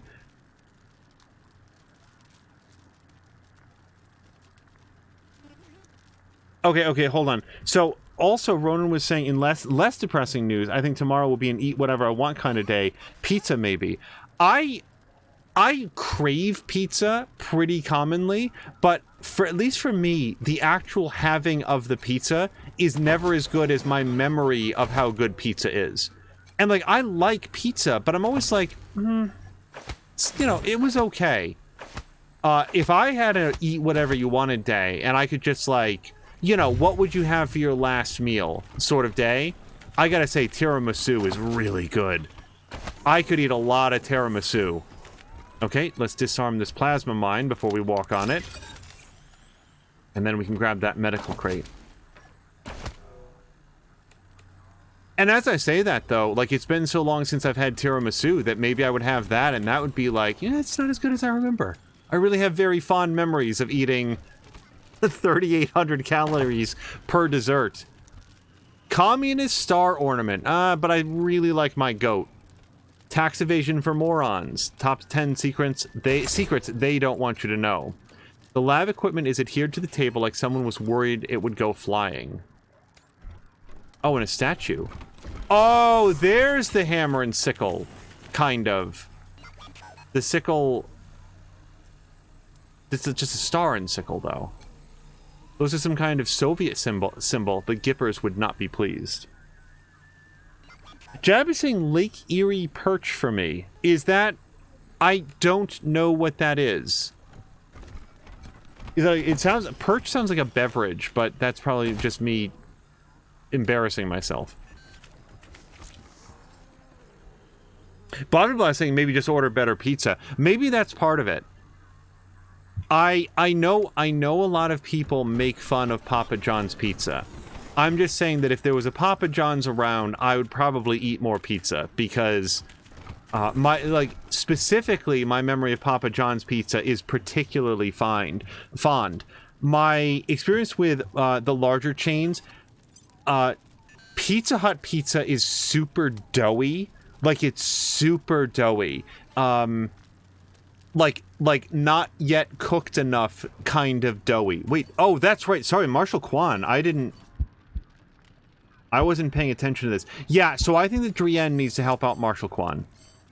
We are going to use a injury kit. Yes. Put that right there for a second. And we're going to do this for Marshall Kwan. Get rid of that. And then because he's so bad off, let's go ahead and just heal him up. Regular medic kit. It's going to have him right as rain in no time. And then we'll put that back there. And then Domino's Pizza's actually gotten much, much, much better than it used to be. However, it is... like, dry is kind of a weird way to describe a pizza. I don't mean that there's a lack of grease, but I mean, like... Domino's Pizza is,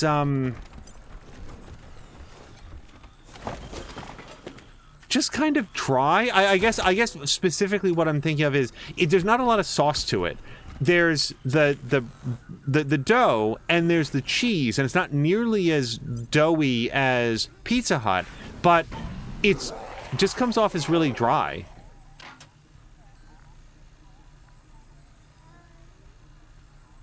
Okay, sorry, I'm just assessing this whole situation.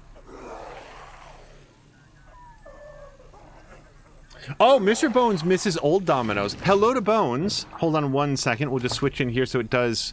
I think this pauses it. No, the map pauses it. I think the map pauses it. I'm not actually sure. Jabbing purchased a fish, in this case a freshwater fish from Lake Erie. It was a big deal when we went out for it as a kid. I love hearing about other people's favorite meals because it makes me want to try them. Mr. Bones says, sober for just over a year. My last meal, vodka. Just so much vodka. Well, Bones, congratulations. I think I saw this on Twitter as well. Congratulations on the sober for over a year. My father struggled with alcoholism through a good chunk of his life, and when he, as far as I know, when he really quit, he never went back to it. He struggled with that, and he struggled with smoking. And it was, he described it once as a new decision that you make every single day. And sometimes you just focus on the next day. But that is awesome, seriously. And Bones is saying, I miss old Domino's. Maybe I just don't remember old Domino's. I do remember the advertising campaign when Domino's came out. Like, this was a national advertising campaign when they came out and said, so we've made bad pizza for a long time, and now we're gonna make good pizza. Like seriously. Hold on. An actual ad campaign where they were like, we are committing to using fresher ingredients and a better recipe and flavor. Like, I remember this, and it wasn't like jokey. It was like an apology tour. I don't see any way to get anybody in range of this. So what we're going to do is we're going to have Azaric sort of hang out back here, back edge of the room. Also, Bones, I had a quick question for you, and I feel like I know the answer to it, but I just want to confirm. The most recent expansion pack for Destiny 2 was awesome, right? Because I don't play Destiny 2, but I heard somebody say today that the last expansion pack for Destiny 2 was sort of ho-hum and not very, very appealing, and it didn't draw anybody in, and nobody really... It wasn't hype. And I was like, that does not sound like every single piece of feedback I got about the latest Destiny 2 expansion. So I just wanted your thoughts on that. Jab is saying, if you're ever in Cleveland, look for a place that does it. And again, hold on, let me just scroll back up so I want to get the name of the meal correctly. Because maybe other people are headed to Ohio soon. Lake, hold on. I've really messed this up. Lake. Hold on. Why have I completely lost this? Sorry for the dead air. I've managed to completely lose Jab's comment that it was Lake Erie Perch. Okay, there we go. Oh, and also Jab was saying Baked Ziti. Baked Ziti is stupid good. I really like it. Guys, I don't see any way to do this that isn't just everybody charge in and... Wait, sorry, that was Azaric. We wanted Drienne. Drienne comes in here and takes a knee. Blah-blah-blah, you know, we would really like to have blah-blah-blah front and center, I feel like. Marshall Kwan he's very mobile, so we'll have him hang out back here. Lucia, yeah, again, you can just sort of hang out. And then we're going to have Mia run up with her chainsaw sword. And I'll tell you what, I really want this guy dead. Like, I know that Mecha Growler is... Like, he looks like the main show. And he's actually heading towards... Go! Mia! What are you doing? Hit him. There we go. Oh, that was perfect! Mia got her strike, and Azaric got his. And Azaric gets another strike. So... Yeah, I feel like Azaric, let's...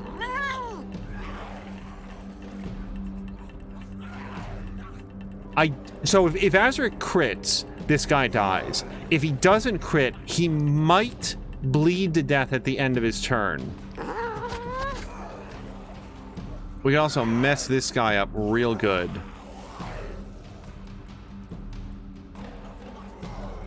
All right, let's see if we can terminate this guy. Shoot him right in the head. Perfect. Mist in the wind. But hold on, just because we sort of moved past this very quickly. Blah blah blah. I hope your knee is better soon. That sounds, if nothing else, debilitating. Like I don't even know how you would get around in that case. And oh, tell me. Sorry, Lucia can't actually move because she's hemmed in by pets. She's actually completely surrounded by pets, everybody, so she can't do anything. She can do an ambush strike, so we will do that using her... Yeah, let's use this. Oh, and Azaric can technically do something. We're going to have him technically defend. Yeah, blah, blah, blah. I hope that sorts itself out and you're not in pain and everything is fine again. Maybe some people's kneecaps just dislocate from time to time, but it sounds bad.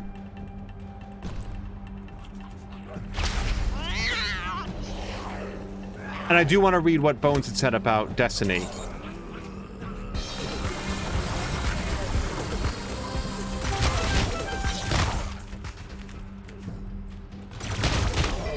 Like, to me, just while I watch this round play out, the idea of, like, what that person said about the Destiny 2 expansion pack is as surprising as if somebody walked up to me and said, hey, have you ever heard of a game called The Last of Us?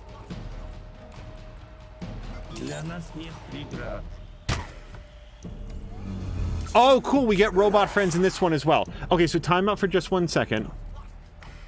Bones does also remember the Domino's advertising campaign. I guess I just like bad pizza. I'll say this, I never had a problem. I don't remember ever having a problem with Domino's pizza. I do remember trying it after. You know what was super good? Wow, that's a sudden change of topic. I think it was Domino's. Had an American cheeseburger pizza. And when I say that, you're thinking in your head, oh, you just mean a pizza with hamburger on it. No. They made a pizza that tasted like a cheeseburger. It was so good. Like I couldn't believe, like, sorry, I don't think that they serve it anymore, and I want another one of those, and I think it was Domino's. It was the American cheeseburger pizza. It had, like, American cheese, but, like, not all of it, so it wasn't overpowering. It was sort of mixed in with the mozzarella. I think that they, like, added some ketchup to the regular. My mouth is watering just remembering it. It was so good. I really like that. Then Bone says, if they're talking about Witch Queen, I totally disagree. If they're talking about this particular season 1, I could see the argument. I could see the argument, although I still love it. Maybe they're talking about the season, but I thought they specified the most recent expansion, which I thought was Witch Queen. I didn't remember the name of it. And then Bone says, it is a fact that Witch Queen brought a lot of players back to the game. Yeah, I do not know what that person was talking about. Oh, Jab was saying Debauchery was the Baked Ziti. Yeah, Baked Ziti is very, very good. Baked Ziti is, it's like one of those things. Here's the thing with Baked Ziti. In my experience, it is impossible to fix an amount of Baked Ziti that is small enough that I won't be too full, like a third of the way through. Because like Baked Ziti, it like, you almost have to cook it in these mass quantities, and it's always, but the good thing is, then you can just refrigerate it or whatever. Like, I'm not a big, like, I'm gonna save this for leftovers person, but Baked Ziti warms back up real good. I'm thinking, you know what I'm actually thinking with Azaric? I'm thinking that we mark an enemy and then just put him into Overwatch mode. Speaking of Overwatch, hold on. This is another, like, random target that I think of. Yeah. Let's mark that guy. That's for everybody else. But now... Oh, really? Okay. I thought Azaric would be able to, No. Now Azaric can do nothing. Cool. All right. I guess we'll move back a square. And then... Wait. Drienne can do this. Okay, now Azaric can shoot, yes? Yes, okay. Azaric, do your ambush shot. Shoot, now what was I gonna ask? I was gonna ask Bones. It wasn't about pizza, it wasn't about Destiny, it was... Damn it, I got distracted by the video game that I'm actually playing. I don't remember what I was gonna ask Bones now. Oh! Bones! Overwatch 2. What's up? Like, so for anybody that doesn't know, Bones, Mr. Binky, PD, I think Hookzilla, a bunch of other people used to do a Friday night game of Overwatch, and I loved it. There were so many episodes that I would actually I would like, it would be the thing that I would have on and listening to as I sort of went to sleep for that day. Okay, so Drienne's just gonna go all out here. I have less than no interest in playing. Son of a... I had the wrong weapon attached. Okay. So I take it back, Drienne. Come back. I'm really not doing well this combat. And believe it or not, it's not because I'm thinking about other things. It's because I'm making the same mistakes that I always make. Okay. Blah, blah, blah. Yes. You come here. Light everybody on fire. What I was going to say is that, like, I have no interest in playing Overwatch, but I love watching Overwatch, and I love watching Mr. Bones and his friends play Overwatch. So maybe it's the fact that I've played a total in my life of like 3 minutes of Overwatch that I look at what I can discern of Overwatch 2, and I do not understand what makes it Overwatch 2. And that is my question for Bones. Bones, you know that game inside and out. Can you give me some sort of a primer on what makes it Overwatch 2? Because to my plebeian eyes, it is absolutely indistinguishable from the game that preceded it. And I know that it's got, like, new characters and stuff, you know, they've shown off a couple new characters, and there's like a redesign on Zarya, and I think they showed off Diva as well. Or no, it's Tracer. It was Tracer or Diva that they showed off, like, what looked to me like a super minor redesign. Like, to me, the kind of redesign that could also just be a skin that you would unlock in the game. So, again, this is not me, like, I'm not trying to, like, bag on it. I'm legitimately interested in somebody who knows Overwatch educating me on how this is Overwatch 2, instead of just more Overwatch. Marshall Kwan is, yeah, we can't really pull him back, so let's just defend. Bones is saying, Destiny in pizza is all I know. Absolutely incorrect. Bones, I don't know if you were here yesterday, but we were actually talking about, the Quarter to Three Movies podcast, and how, like, there have been years when Mark Wack and I would go out of our way to keep up to date with what she missed.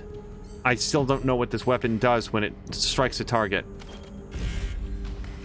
And the point is, what I was saying is that since the Quarter 3 Movies podcast is, the episodes are now so far and few between, what I listen for is Divided by Werewolves, because you, like the points on movie opinions that are, let me put it, here's another way. The hardest difference in movie opinions that I have from Bones and Binky, the most disagreement that they are, I still say that's a really good movie and I like it. We basically have disagreements in gradations on how much we like the same exact things. I also really like Mia. Just, it never ever gets old, guys. I'm just saying, it's every time. Free hit? Yes. There we go. And that's about all Mia can do. Oh, look, D-Sharp isn't dead. Wow, I wasn't expecting that. Cool. Let's have Mia save those last 2 points, and we will watch how this turn plays out. There goes Azaric. Killing as he does. Killing as he does. That's 2 kills for Azaric. Shit. Well...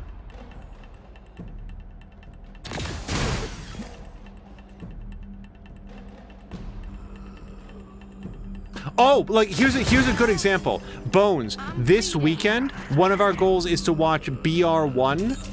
I think that's the name of it. Specifically because you were tweeting and retweeting, I think it was from, like, the director, the writer, somebody. Like, hey, we're on Amazon Prime. Like, let people know so that they have a chance to watch our movie. And when I saw that, I was like, shit, yeah. Because I believe you guys had, like, a positive impression on that. I know that I've seen you tweeting about it and tweeted positively about that. So I was like, yeah. And here's the thing. I never, ever would have heard of that movie if it wasn't for, like, Divided by Werewolves and your Twitter feed. Okay, sorry. Marshall Kwan went down again. Now, hold on a damn second. I thought that why is he wounded twice? Oh, maybe it was Lucia? No. Okay, hold on. This is... We can fix this. We have the technology. Suture kit. And now heal Lucia. And heal Marshall Kwan. Okay, I very much want to go upstairs and talk to D, but there's been many comments in chat, so let me just take a quick look.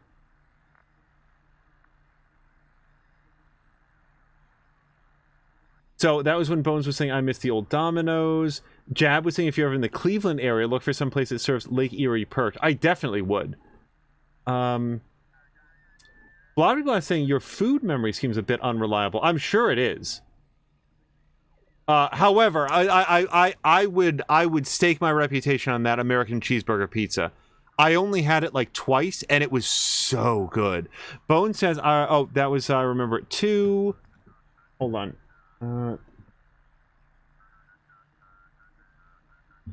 I'm going to risk rotating the microphone just slightly. Blobby Blah is saying, I heard that Papa John's declined in quality after they removed Papa John's. Oh, according to Papa John. Yeah, well, I remember, so back when John Schlatter, I think is his name, if I'm mispronouncing that, that is not my intent. That dude seems like a real shithead, and I don't like him, but I will not make fun of his name. I do believe I think it's John Schlatter. Schlattery? I think it's Schlatter, and I could be wrong, and if I'm mispronouncing it, I apologize. But I remember, this was back, yeah, this is probably about 10 years ago. This was back when he was still CEO of Papa John's, you know, before he got removed from the position because it turned out that he couldn't stop saying racial slurs all the time.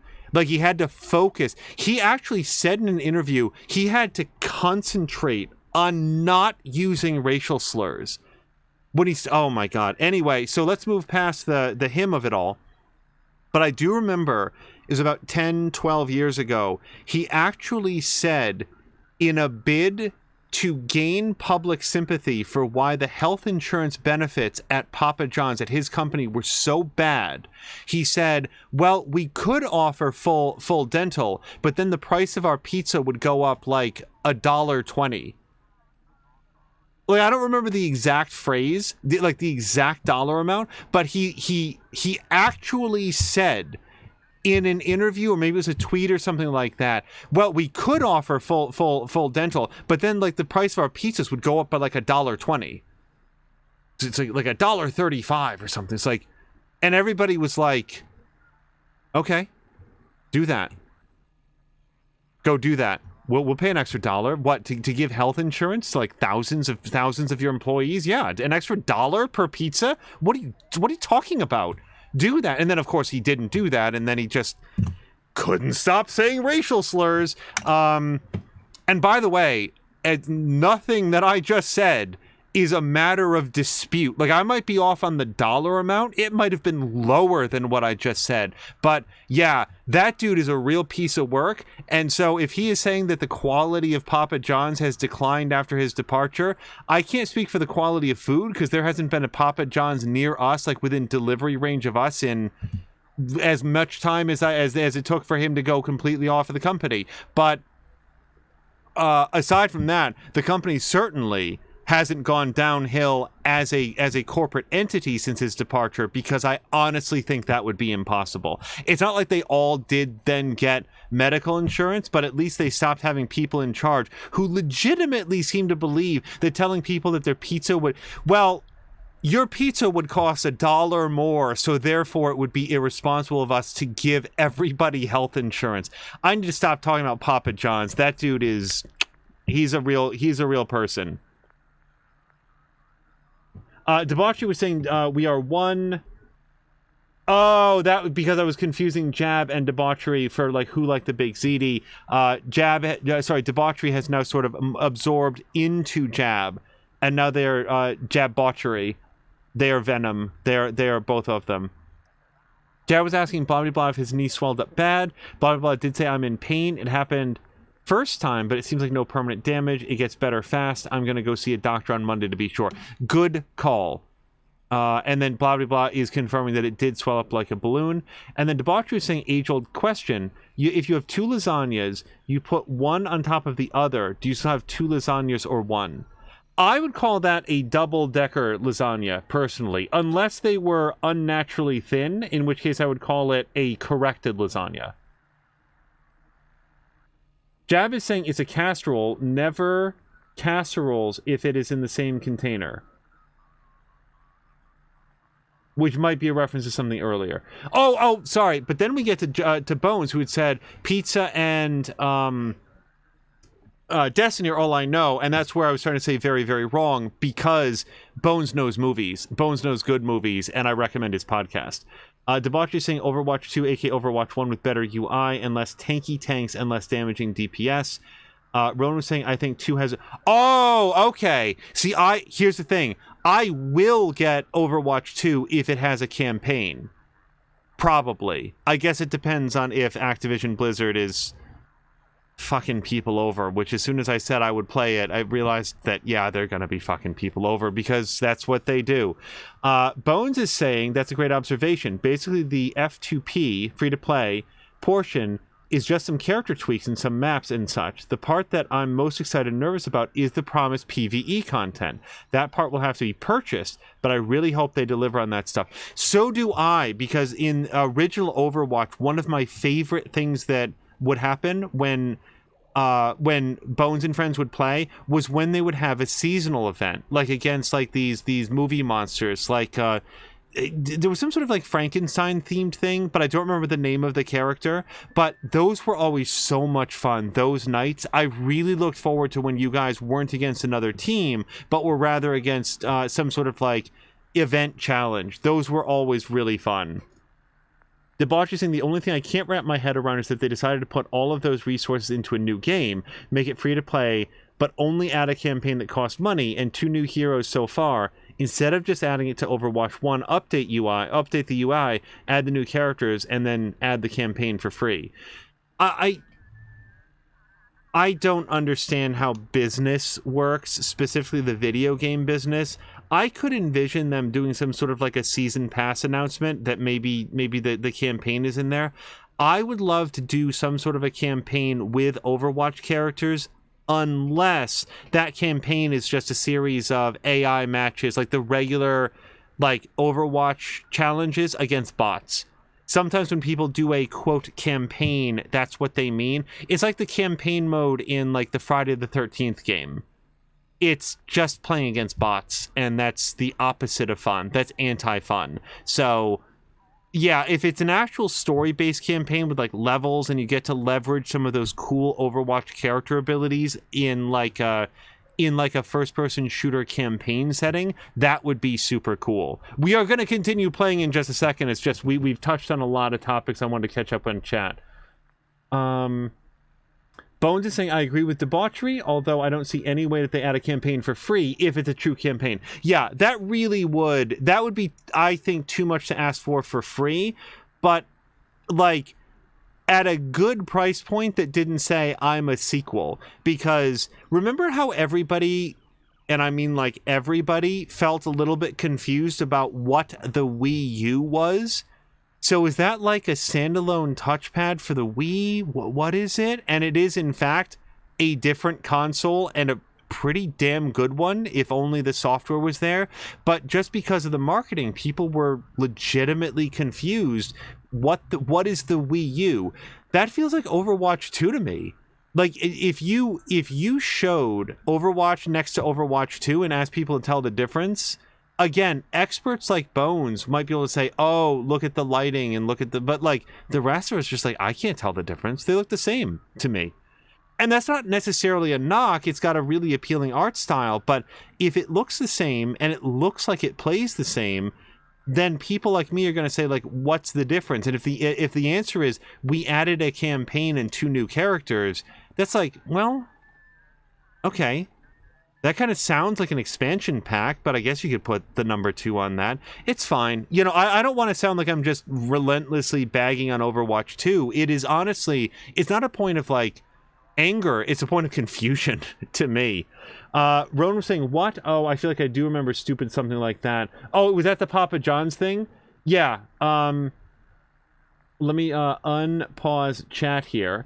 Kira, and hello to Kira Arrow. Sorry, you came in during a big like catch-up segment. Says, Happy National Be a Dork Day. The only thing that I have to say about that is that I just remember, I believe it was John Hughes who had the observation that the difference between a nerd and a geek is that a nerd is gonna be kind of, and perhaps pronouncedly, socially awkward and on the outside of things probably for their whole lives, and that's very, very difficult to break out of. Whereas a geek is a young person who just sort of has everything going for them, and they're a few years too soon. Like, they've got everything lined up, but they're sort of standing apart from their peers because they are intellectually, emotionally, entrepreneurially, in a variety of ways, maybe just like ahead of the curve, that's why they're standing apart. I don't know where a dork fits in on that particular spectrum, but anytime I see either nerd or geek used, that particular John Hughes definition, like the separation between those two ideas, comes to mind. And I don't think that's canonical. I don't think like that's how most people use it, but that's what I think of, because I thought that it was sort of like a nice observation. Other than that, be a dork day. I don't know. I feel like that's every day, or at least every third day for me. Like, it comes around real frequently.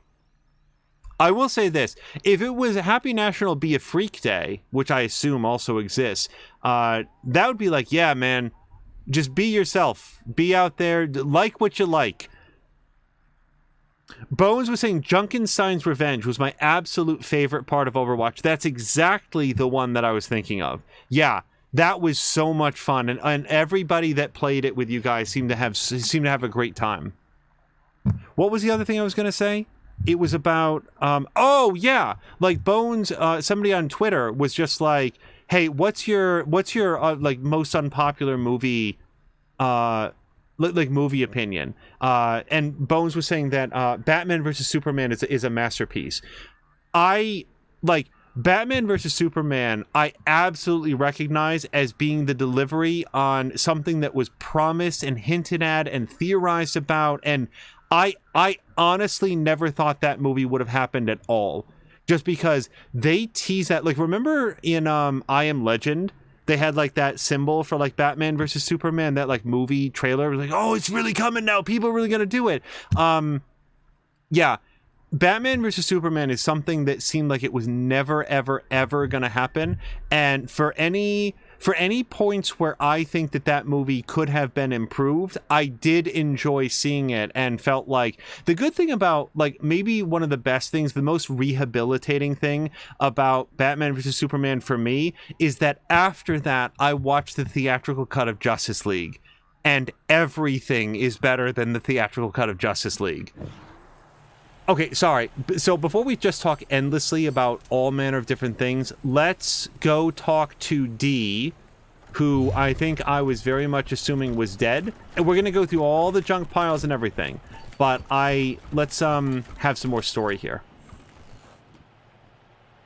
I will also say before we do this, there are multiple scenes in Batman vs. Superman that I think about fondly and frequently. And I don't want to give them away just in case people haven't seen the movie. It earnestly is a movie that is best experienced and not described. I suppose that if somebody has nothing but antipathy for both Batman and Superman, then, I wouldn't necessarily recommend it. But if you have even a passing interest in either of those characters,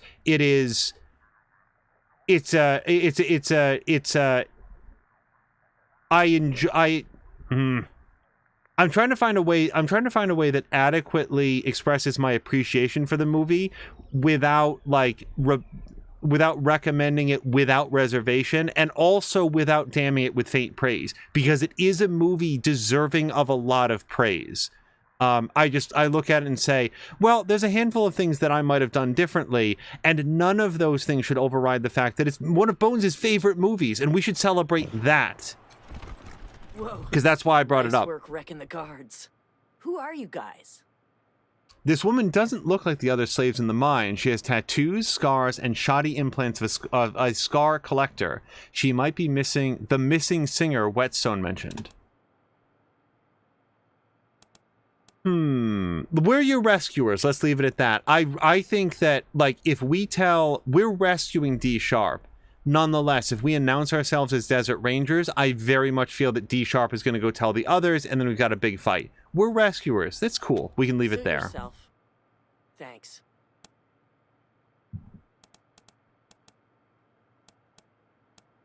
What is this place?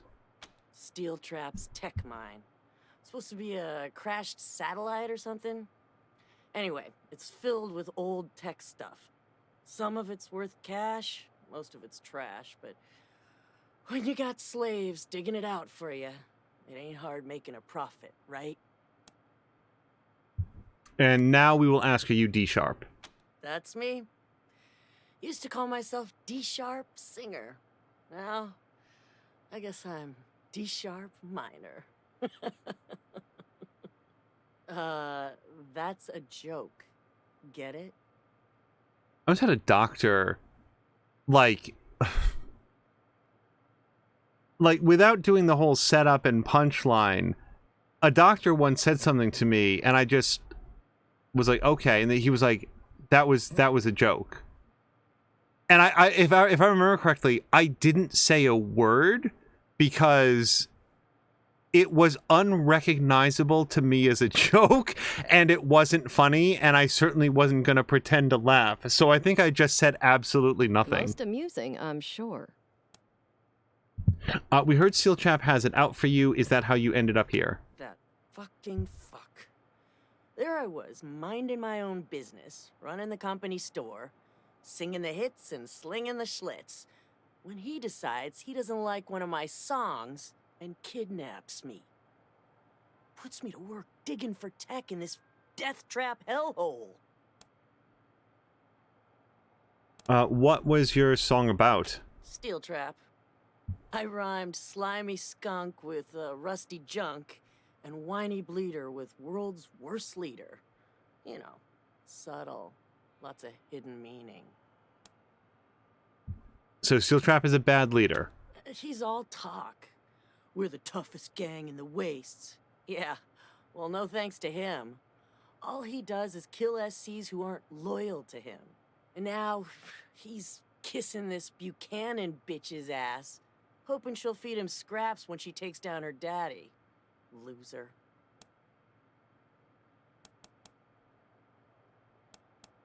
Let's save this one. How did you come to run the company store?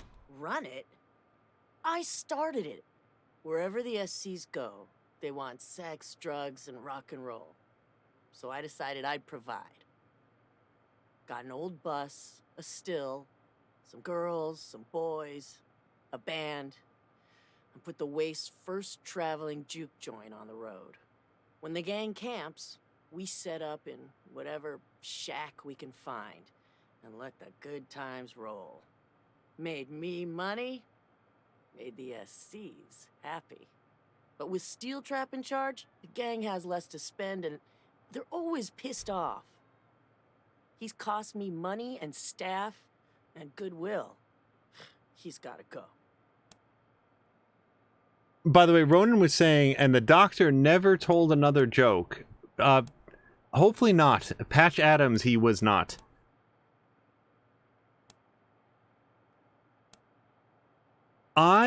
So first of all, I don't know that I've heard the name Cutter Throat recently. Did I? I don't remember that as being part of the setup. We were looking for D sharp. Well, whatever. Let's go with this. Did you know that Cutter Throat has been running the company store since you've been gone? Yeah. My guards tortured me with that. Fucking no-talent skank. I wouldn't hire her to clean a fucking latrine. And now she's the boss? And she's singing? She's going down. Permanently. Did you know the Scar Collectors looked for you for weeks after you disappeared and swore vengeance on your kidnapper? The guards here thought that was hilarious. Telling me how the boys had all gone hunting for me. They'd say, if only they knew Steel Trap hid you right under their noses, they'd carve him up in a hot second. And I thought, well, someday I'm gonna tell them. So, hypothetically, if we were planning to fuck over Steel Trap, would you want in? Goddamn right I would. That motherfucker has it coming. But I got another score to settle first. If you don't mind. I just thought, sorry, there's actually a semi-important question that I had for Bones if we haven't lost him to the evening. Bones, on a scale of 1 to who cares, is it important to see Scream 3 before Scream 4? like, the Nightmare on Elm Street movies, they have a little bit of continuity, but you don't actually care that much. It's fine. They're all standalone. Friday the 13th movies, I don't remember there being any particularly important continuity from Scream 1 to Scream 2. I've never seen Scream 3, and we were actually thinking about watching Scream 4 this weekend. So, a quick question. Scream 4, do you have to, like, know the 3 preceding movies, or does it stand on its own? I know Courtney Cox, I think, is in it, so it's cool if there's some follow-on characters, but, like, is it, like, the thrilling conclusion to the Scream quadrilogy or something? Yeah, honestly, any trouble you start is good for us. There'll be trouble aplenty. Trust me. I'm gonna start by taking back the company store. Oh. Airlock doors open so I can get out of here. I'm too broken right now to traipse through the whole goddamn mine. Oh, we will do that. But before we do, we've got lots of stuff to clean up in here. And hello to Moo, who says on a scale of 1 to who cares. Moo, I hope you had a great week. I know that you've been very busy on some work stuff. Nice. Holographic scope.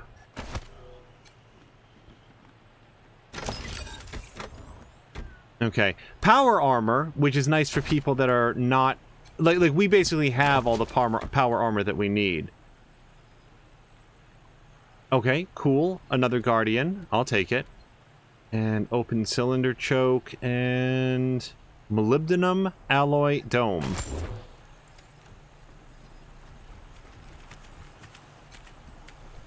Bones has answered, and he says Scream 4 was sort of a soft reboot. That is very good news, because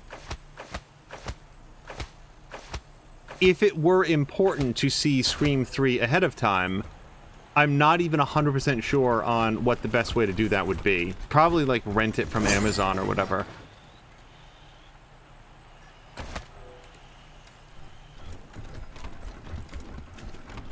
Scream 2 has one of those dubious distinctions of being, like, a movie that I was so excited to see and so disappointed with what it actually was.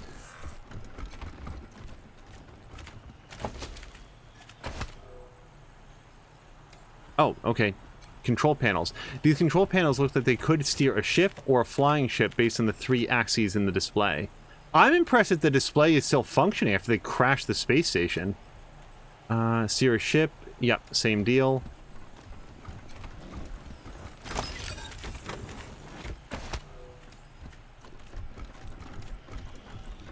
So, sorry, a quick question about... This is a question for me. EMP grenades. Are those the ones that take nerd stuff in order to throw?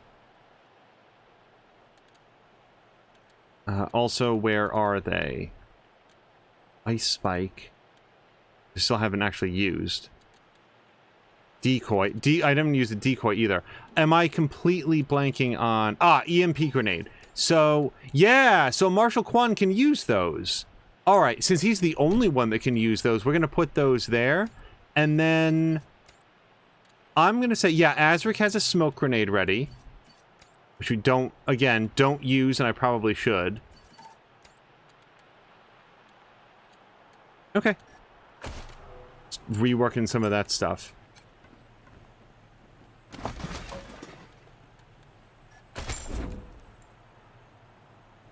I've said, and I feel generally pretty strongly that a bad horror movie is usually still a pretty good time. Scream 2 was an exception to that rule for me because I went into it with very high expectations.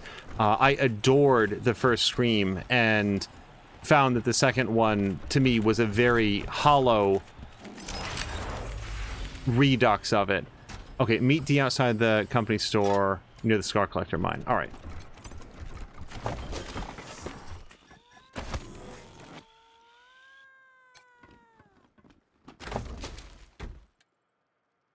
A Betamax tape. Besides a few dents, this Betamax tape is in good condition. Holds a damning recording of Steel Trap and Liberty. Okay.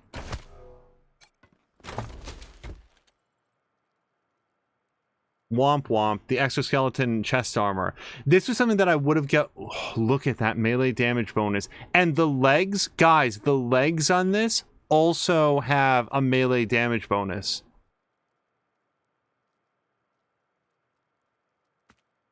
Plus 27 armor, and the only thing it would take is to give Mia 3 points in weird science. Like that plus the legs. Here's the thing, I think I might have sold the legs. Yeah, just loot all. SWAT light, hold on. We could put that onto Lucia's pistol. I think that's what we were waiting on doing. Okay. Is there anything else? No, that's a full loop. We are all the way back. We've done everything that came before. Moo is saying, doing well, thanks. How about yourself, Angel? Is it rough being back to work after vacation? Surprisingly not. I was actually expecting it to be more disruptive. I thought that maybe within a day, I'd get like a whole bunch of like trash dumped on me, and no, actually this last week went about as smoothly as it could, and you know, next week will be pretty busy, something to deal with, but we'll get through it. So yeah, for Marshal Kwan, well, hold on, actually for Marshal Kwan, I think I do want strength, because that's going to backfill some of his constitution points. He's currently at 144, he dies too easily. I'm going to give him another point in strength so he doesn't die so much. Oh, actually, that only gave him 5 points. I thought it was retroactive. Oh, because the con per level is only +3. Okay, undo changes then. I thought you got like a retroactive on each of them. Okay, no, cool. Then I will do intelligence for him, because that increases his crit chance specifically.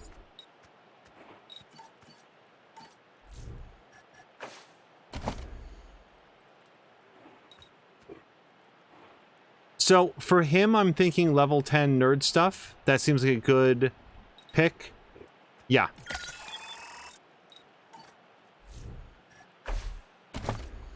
All right, and I think everybody else is spent up. Yeah. Moo says that's good to hear because vacations aren't much fun if you get shafted upon your return. Very much so. Yeah. You know, this, speaking of like Ronan was talking about like major projects and stuff. Yeah, there is a, like, there's going to be a major project that kicks off for us like around the middle of this coming week, and my mind is certainly on that. But no, on the whole, the return to work was way less crushing than it could have been. And I think that's part of why I like going on vacation in like early July, because things have sort of like, everybody's like a little more chilled out. As we go into like the fall, things are going to get like really awful again, but that's that. There you are. Listen, I thought I was up for helping you fight Cutter, but turns out slaving nonstop in Steel Trap's mind is kind of taking it out of me. I'm as weak as a prairie dog. If you want my help, maybe you could take her out first. I just remembered the other thing that I was going to ask Bones, but I don't know if he's still here. Actually, it's just more of like just an aside. You know, if he's not here, I'll mention it to him the next time that he is. It would be awesome if Bones, Binky, Hookzilla, maybe Greg, like some others, got together and did just a one-shot horror-themed tabletop like role-playing game. Something like Call of Cthulhu or something like that. I think that'd be a lot of fun to see that collection of personalities get together, and I think that they'd have so much fun with it. I think it'd be a real blast to listen to. That'd be an awesome like podcast. Anyway, that was a random thought that I had. Okay, yeah, consider it done. I don't have any problem with... I mean, I have a problem with her because she's a scar collector, but so far, look, we just hauled her out of a mine where she was being enslaved. She's not feeling up to a, you know, toe-to-toe fight. I get it. Any ideas for turning the scar collectors across against Steel Trap?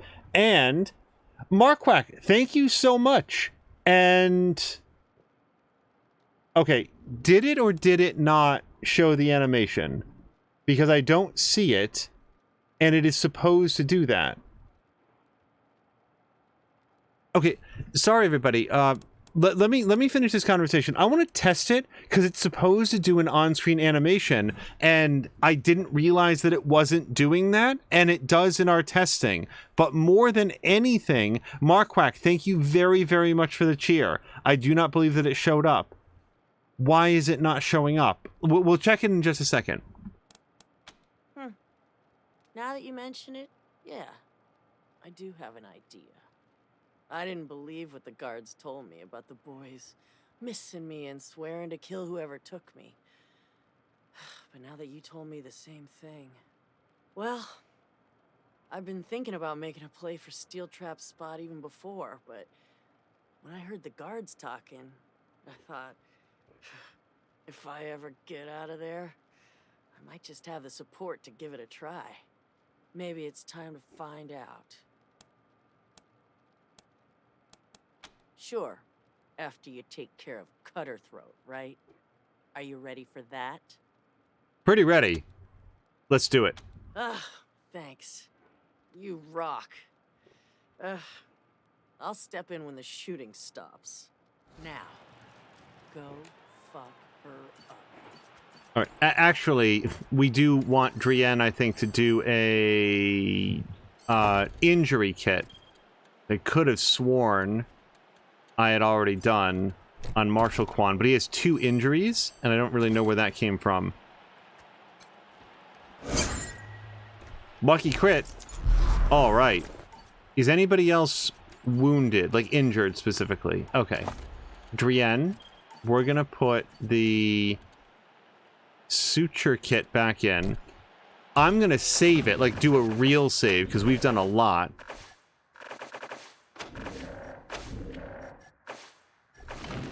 And then, just super quickly, so, Marquack does, hold on.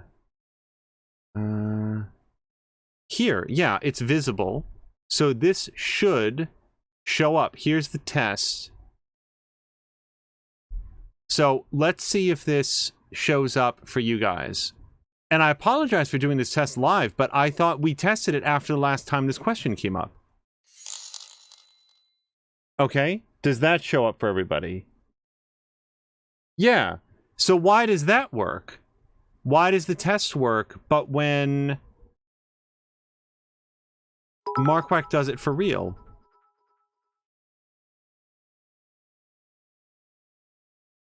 Okay, do the words show up? So the words show up. Sorry, Marquack, now it showed up.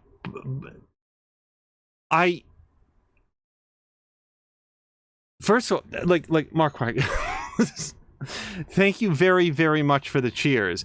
I'm just trying to figure out why it doesn't... We didn't change anything. I literally just opened it up and hit test, and this time it played and the last time it didn't. This is weird and annoying, and I apologize for it not showing up. More than anything, thank you very much for the cheers. We'll continue with the game. I don't know why it's not correct. Jabbing is pretty small. Okay, well that I can do something about. Let's let's undo that. And then we'll... Oh, it's not... Oops. Okay, hold on. It might be distended.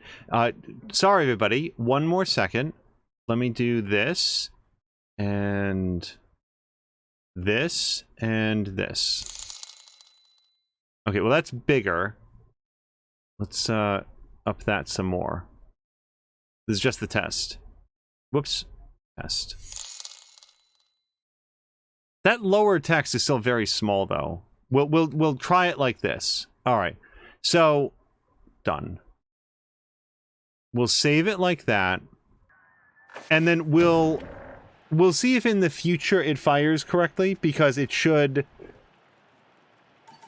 We don't have a lot of on-screen pop-ups for a lot of things, because mostly we want people, you know, to be able to see the game and enjoy that, and we don't want it to like override like major like emotional beats in games. But if somebody's gonna like like cheer bits and stuff, that's worthy of something, my god. And like that should have been, it has been set up for a super long time, and I didn't realize that it had stopped firing until now, and now it is, and we'll see if that works better moving forward. So I did not come in here before going into the mine, and I'm just taking stock of the fact that there's a couple, yeah, plasma turrets in here.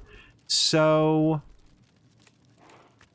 I'm feeling like, once again, we're going to have Azra. We know this is going to be a fight. Brienne. Okay, Chab, thank you very much. But does that show up? It does. But the animation... So, you guys, do you see an animation beyond just the words? Jab and Marquack, thank you very, very much. I would desperately like a way to test this that doesn't make people feel obligated to cheer. I hugely, hugely appreciate the cheer. I don't... Hold on a second, because this is so annoying.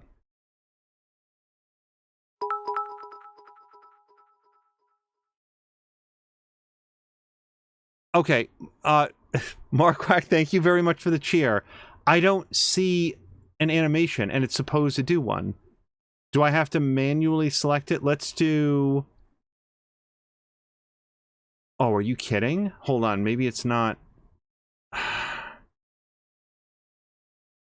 So I might need to do some more troubleshooting with my producer on this afterwards. I don't know why it's not...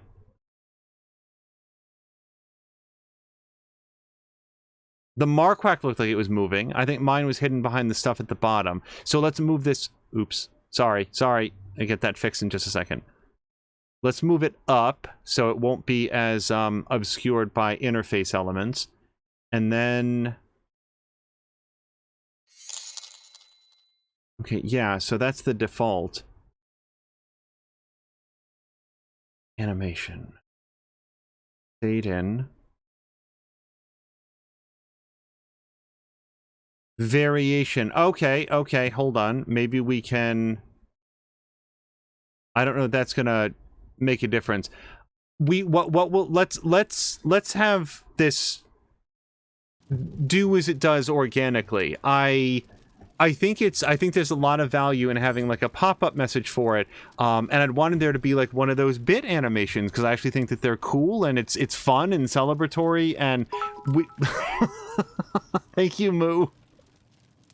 And that has officially kicked off a hype train. There's still no animation to it, and also it's obscured by the assault shotgun.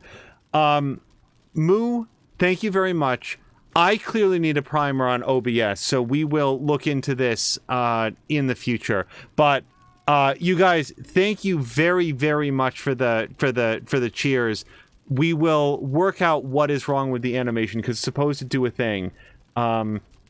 Ronan's saying these noises get me tense in Project Zomboid. Are those same sound effects used for something different in? Fuck off! Can't you see we're closed? Oh boy, did you pick the wrong door to walk through. This is a private club, lamos. Scar collectors only. Everybody else gets the axe. Moo, thank you very much for the gift sub to Marquack. Marquack, if you check out, we do have some fun custom emotes, primarily from Wildermyth, but then some that were made by Papa Lotko as well. So hopefully those are fun. Ronan saying, nope, just loud noises.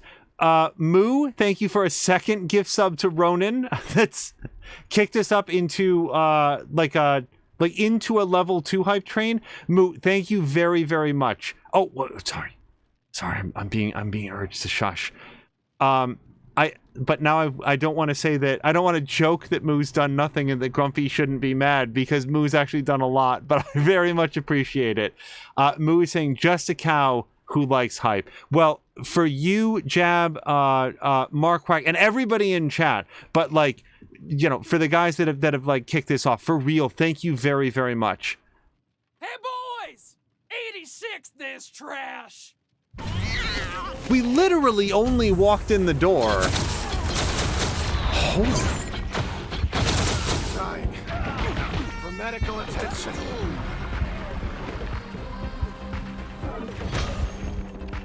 Okay, so we just got pasted.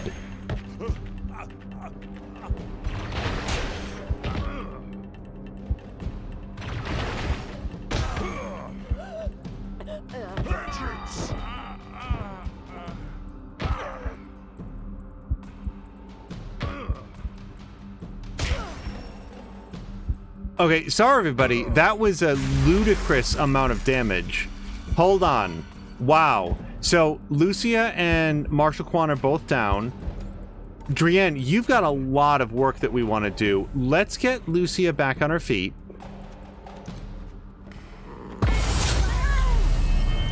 Good. That boosts everybody. Let's heal Mia, because otherwise Mia will be the third person to go down. Can we also heal Azaric? Is he close enough? Yes?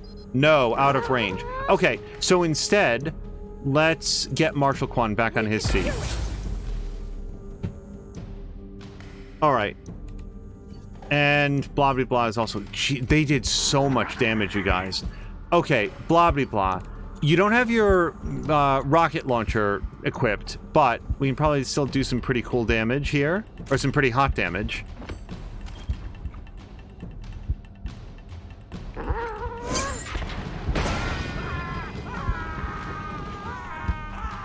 And please just defend.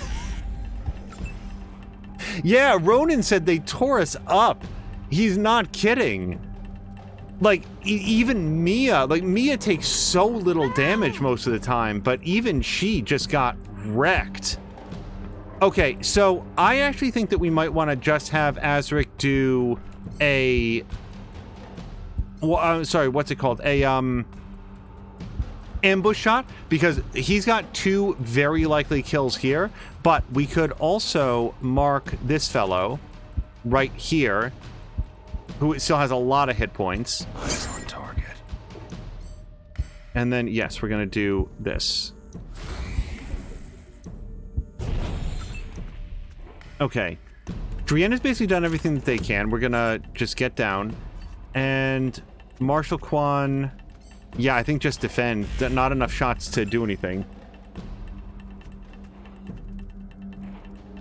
Moo is saying, I gotta go easy this time. It's vacation a week. Moo, it already just super appreciated, and more than anything, I hope that you have a fantastic vacation. So, Lucia can shoot... Oh my god, how awesome would it have been if she could have just shot, like, straight through those guys. However, I think that the smartest thing for Lucia is just to be out of sight right now, because she's already taken too much damage. And now it's time for Mia. I think that Mia should come up here and try to hit this guy. Oh, with your Thundering Strike. No. Actually, I do want to do a regular strike. Okay, well that settles that mystery. I was wondering, does the boom mace do like adjacent damage? And it sure as shit does. All right, so we're gonna switch to this. I really like to like knock this guy's health down a bunch so that Azaric can... Yeah, that's it. Okay, so Mia, you also defend. Ready for vengeance. That's Azaric. Oh... Jesus.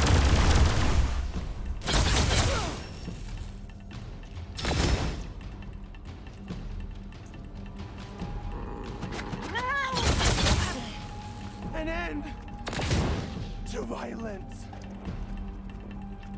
Their weakness betrayed them. There's so much damage getting dished out, I may not recognize if Polly or Major Tomcat or one of the other pets goes down. Oh, and that was the hype train. So congratulations to everybody that got like cool custom emotes or like a badge or anything like that. For real, guys, thank you very much. Hell yeah! This is more like it. Okay. Well, that was really bad for us, but we did survive, albeit with a lot of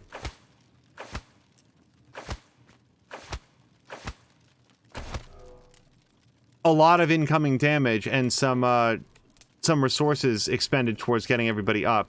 Yeah, so Marshall Kwan has the chills, which is a negative to damage. Blah blah blah is okay. Lucia actually got up without any injury. That's a super cool thing that Drienne can do. I think there's a bit of a roll to it. And then, yeah, okay, so we can use another injury kit on Marshall Kwan. It's not that big a deal. It's better than paying $200 to have the doctor do it. And yep, Marshall Kwan had a pet. That pet is dead. I do not remember what pet it was. It might have been a rabbit. But somebody did not survive. Okay, we'll have to get him another pet. Mia, go talk to D Sharp. Huh. Let's shut her up. Finally. So Marquar's got to do some housework to clean up before I take on a foster for the 3 weeks starting tomorrow, so I'll be lurking. Marquardt, thank you very much for the lurk. I'm not sure if the foster will be a dog or a cat, but as you've heard from me in the past, thank you so much for that work. I know someone, somebody that I know very well, who just managed to help out a cat that was found, just sort of like a very small kitten that was sort of hanging out by, like, outside, clearly did not have a home, brought the cat in, had the cat checked out, healthy by a vet, and was able to find it a forever home. So just thank you for the foster and rehabilitation work that you do. It means a lot, and I have, like, I'm so impressed by it. Moose saying a foster what? That's exciting. Good luck with good luck to Marquardt. And hello to Fox McCloud, who said pour one out for the rabbit. Yeah, that's I like that rabbit. I like the fact that the rabbit would run up and kick people. Now for a bigger regime change. It's time to get on the horn and rally the troops. Steel traps going down. Star collectors. Okay, I promise I didn't click anything. D Sharp is back from the dead and better than ever. Now, I've been hearing old Tin Teeth told you I ran away. Bullshit. He goddamn dry gulched me. And now you know where I've been all this time? Slaving in his hellhole tech mine. Hopefully we get more dialogue after this. Anyhow, I heard y'all missed me, so I'm gonna throw y'all a party in the camp, but I need you to help me make the place festive first. That's right, Scar Collectors. When I get there, I want to see that coward Steel Trap's head on a plate! Ow! I'm very glad I did not have to voice act that last part. Holy shit, it's D.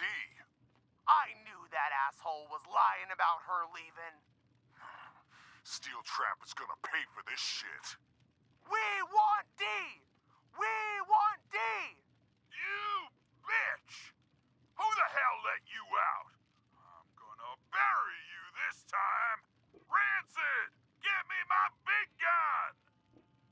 No, the big one! You ain't got a gun big enough to fix this, you rust-faced motherfucker. I'm coming for you. I'm gonna sing you your last song. I like the fact that the dogs are over here just occasionally dancing. They're doing what dogs do, where they just sort of like prance in place, but it's... I like they were doing that during that dialogue. Okay, 1 plasma grenade. Now, Foxconn is saying how much to redeem for that awoo. You'd be so disappointed. I don't know that I could set a price low enough for it to... Oh, look at this, for it to be worthwhile. So hold on, let's get the general stuff. Cone angle, yeah, ammo, plasma hammer. But then we've got, ladies and gentlemen, a fusion launcher. Oh, this requires level 8 weird science. I don't think anybody has this. It fires rockets, and it fires them particularly well against robots and vehicles. However, nobody has level 8 weird science, although... It is Azric, I think, is sort of starting to work up there. Yeah, well, I mean, not for a really long time. Like, a really long time. That's a very cool weapon for a party that is not ours. All right, let me see if she sells anything or whatever. Thanks for the help, friends. It's good to be running this joint again. Any misgivings I had about like trying to turn the gangs against one another have been completely alleviated by the fact that it's just more interesting. This is more interesting than just going around and just killing everything that moves. I like the story content to it. Okay, so let's try to take care of some of the injuries that we've gotten. We're gonna have Azric eat some Eternitarts. Yes. Wow, hold on, he got like a big crit on that. They were delicious. Drienne is also pretty low. So, Drienne, let's have you use item on self. Well, then again, hold on. Drienne could just use like one of these. Yeah, Drienne could use this and it's going to fill them up. 65% health. Watch this. Yeah. Blah blah blah is also fairly low on health. We could have him. I don't want to use the well-fed buff outside of combat. Perfect. Blah blah blah. Eat some bacon. Oh, that was a big crit right there. And then, so Marshal Quan needs a little bit more than just some Eternitarts. I mean, he's going to have some of those. But, and then Lucia. Yeah. So what we want is Drienne needs to use an injury kit on him because that negative 15% damage, that's too much. So, hold on. This injury kit? Yeah. Oh, sorry, they've already got it out.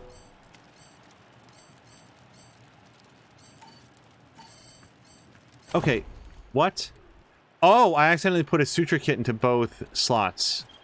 So we'll just fix that with the injury kit.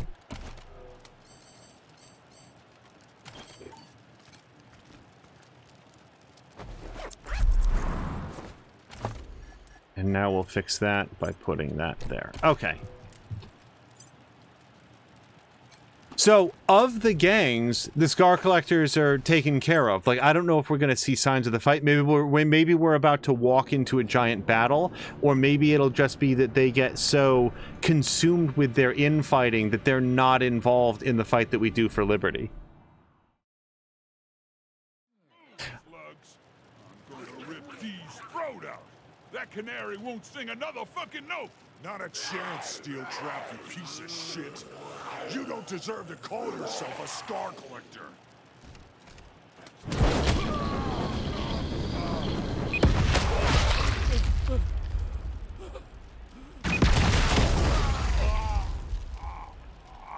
Oh, hold on. I love the fact that that guy evaporated into dust. That was a very cool death animation. And Fox McCloud, I agree. I also think that the Pickles applying Twisted Wrist is hilarious. It makes it hard to want to eat them because then you have an injury that you have to get over. But conceptually, it's very funny.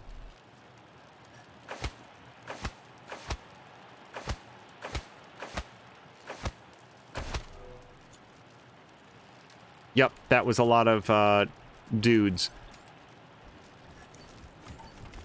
Okay. So, we are... Yep, we're here. We're next to the slave pen. So, now...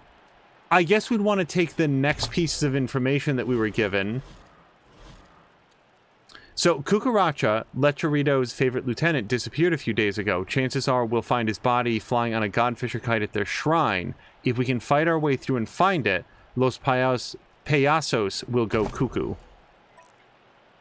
The only thing is that I'm not sure... Oh! We go to the south.